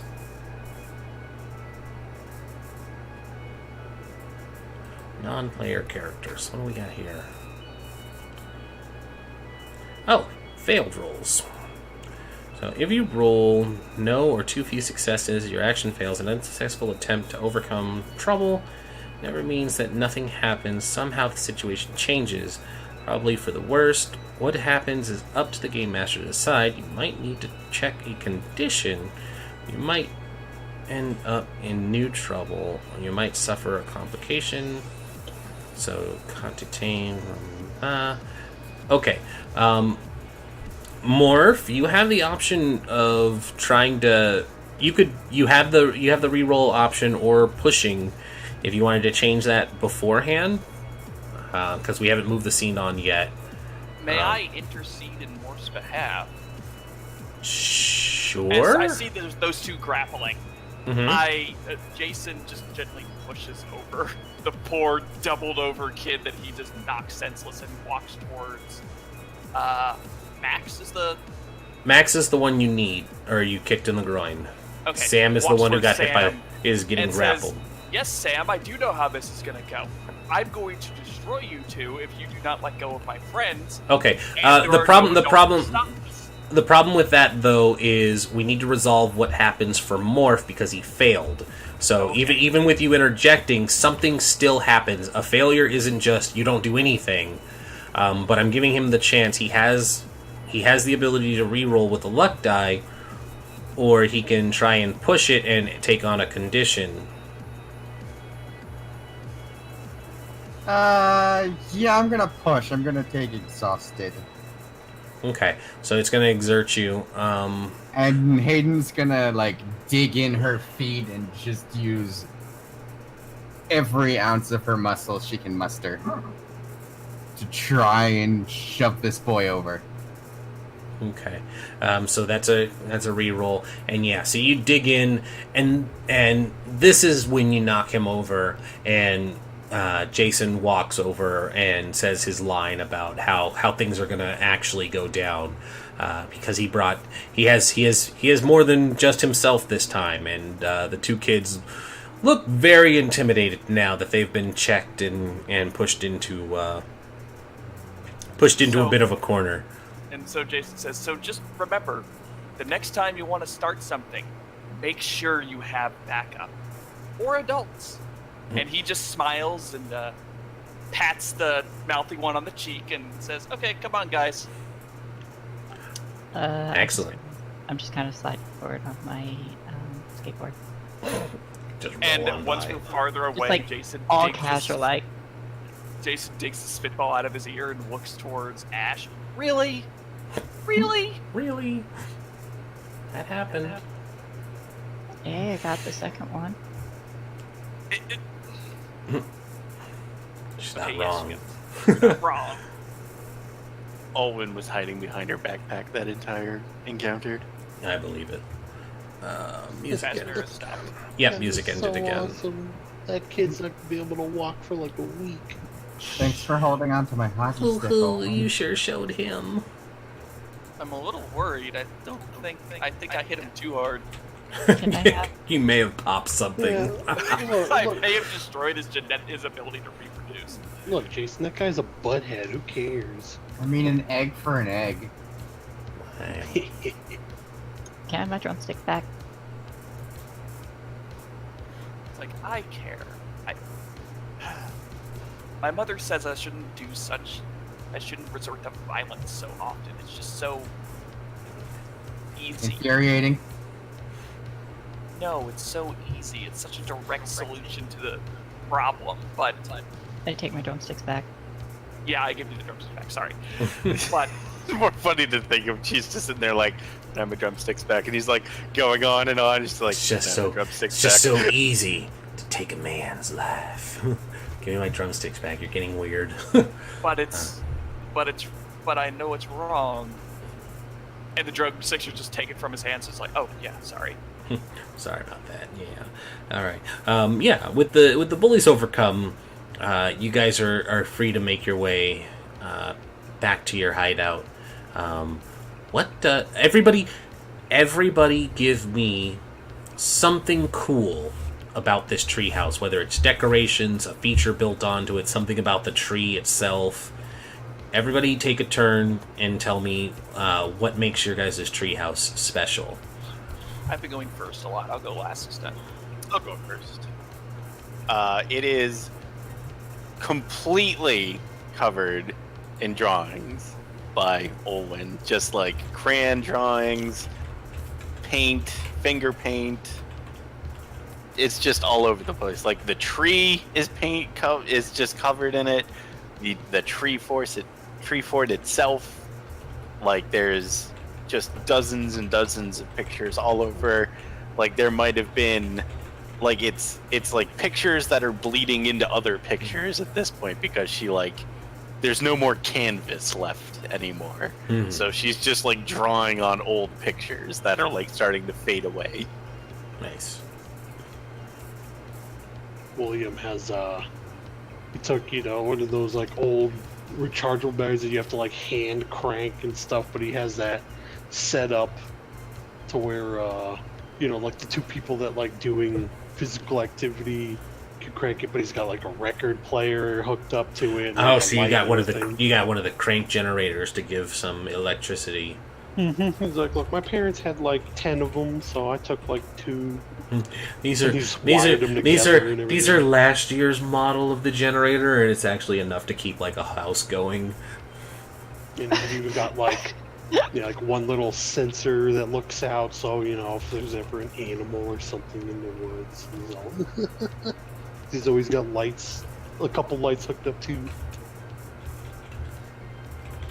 Dude, at the rate you're going, the astronauts and the cosmonauts can see us from space. All right. So maybe we can find some aliens. so crank generator to power up some lights and stuff inside And a of record player. Yeah. Game Rider record player, you got that from me. the. Okay. So is that your contribution then, Shay? I figure there's also like a little like pulley way to get up there that William helped us design, and it's probably like I imagine this being like a really big, thick oak tree. Mm-hmm. It's a nice big old tree. So you guys got a pulley Yeah. to get in there.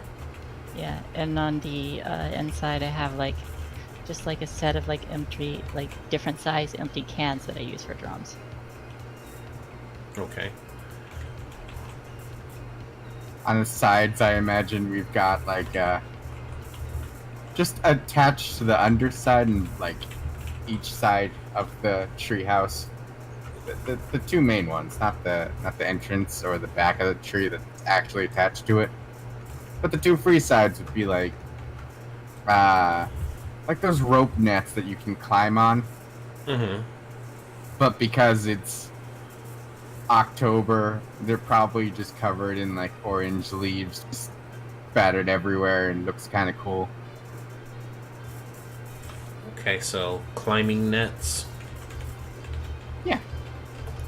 Oh, I know something else. William probably worked with Aiden to get like the little pulley things. You know, you can give like a little, almost like a little pulley elevator, so we can get Olwen in fast and stuff.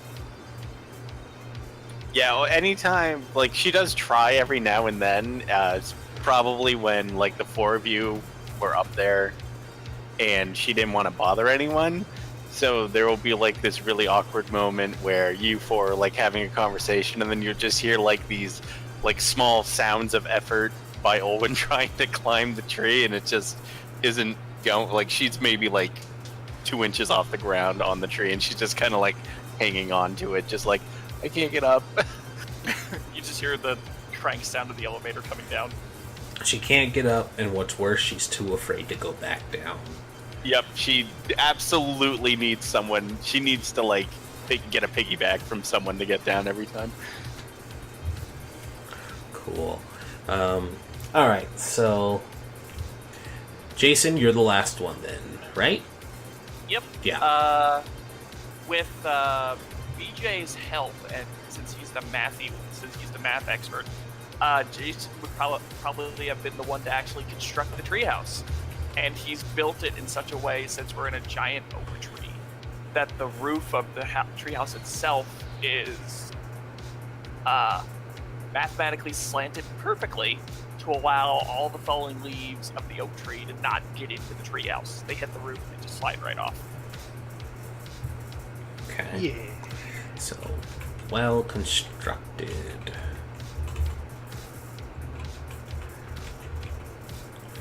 Cool. It's like, should I just put the plank here? No, you need to do it at a 45-degree angle. The heck's a 45-degree angle? Yeah, for sure. I think Alright. that means it's acute. Now you're being We're obtuse. not trying Now to you're be being adorable. obtuse. Alright. So, since this is more of a fun introductory episode, we're going to wrap it up here, and the closing scene is going to go like this. You've all spent the better part of the afternoon hanging out together in the treehouse. You do your usual activities, drawing, drumming, tinkering, playing with everything, and you all generally know that you're free to stay out until... Wow, this music is way too epic for what I'm doing. Let me crank this down real fast. You all know that you're free to stay out until the sun goes down. When the streetlights come on, that's just, the 80s dead rule. Everybody needs to be home when the streetlights come out. And so you've all made your way back to your houses. You've gone to sit down at the tables and eat dinner. Olwen is sitting alone under candlelight, eating her bento box from lunch. It's not even warm. It's a little cold at this point. It's a little cold, and it's a little cold and stale, and Mr. Mittens probably stole like the best pieces. Cause she let him have the best pieces. Yeah, she let him have the best pieces. But he feeds himself. He's an outdoor cat that just comes back in every so often. Yep. Like, I feel free to interject, but I imagine that's absolutely it's not even really her cat so much as it's just a cat. Yeah, it's a cat. It can get food. Yeah, there's a cat door, and it knows that it knows your schedule. It knows that when you're around, it's a good time to get food, and when you go to school, it roams out into the woods doing God knows what. But it probably keeps itself pretty fed because it will bring murder presents home. It's like, Owen, you are weak, human. I have brought you food. But yeah, as night falls, and you all have finished your homework and are settling in for bed, the camera pans away from your cul-de-sac towards the Loop Foundation. It seems quiet and collected there until the siren starts to go off, and it's just a...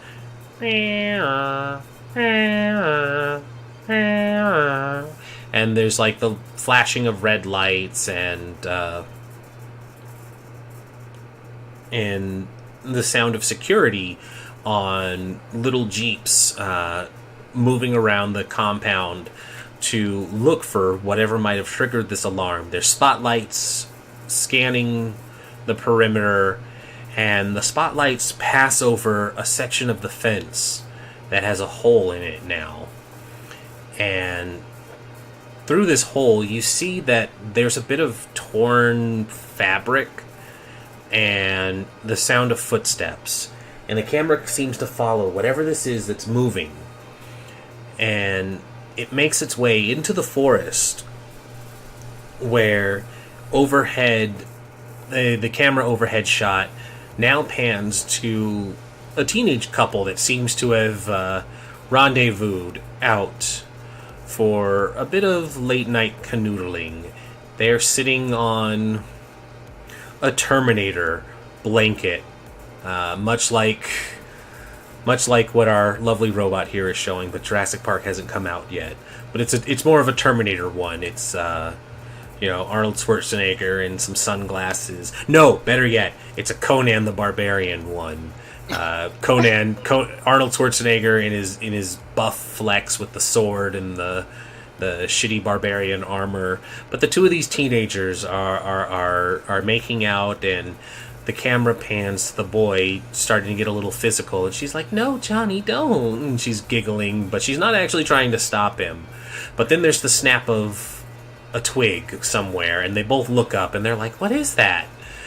And the sound of the heavy footfalls starts to speed up, and the two of them scream before the camera pans out again.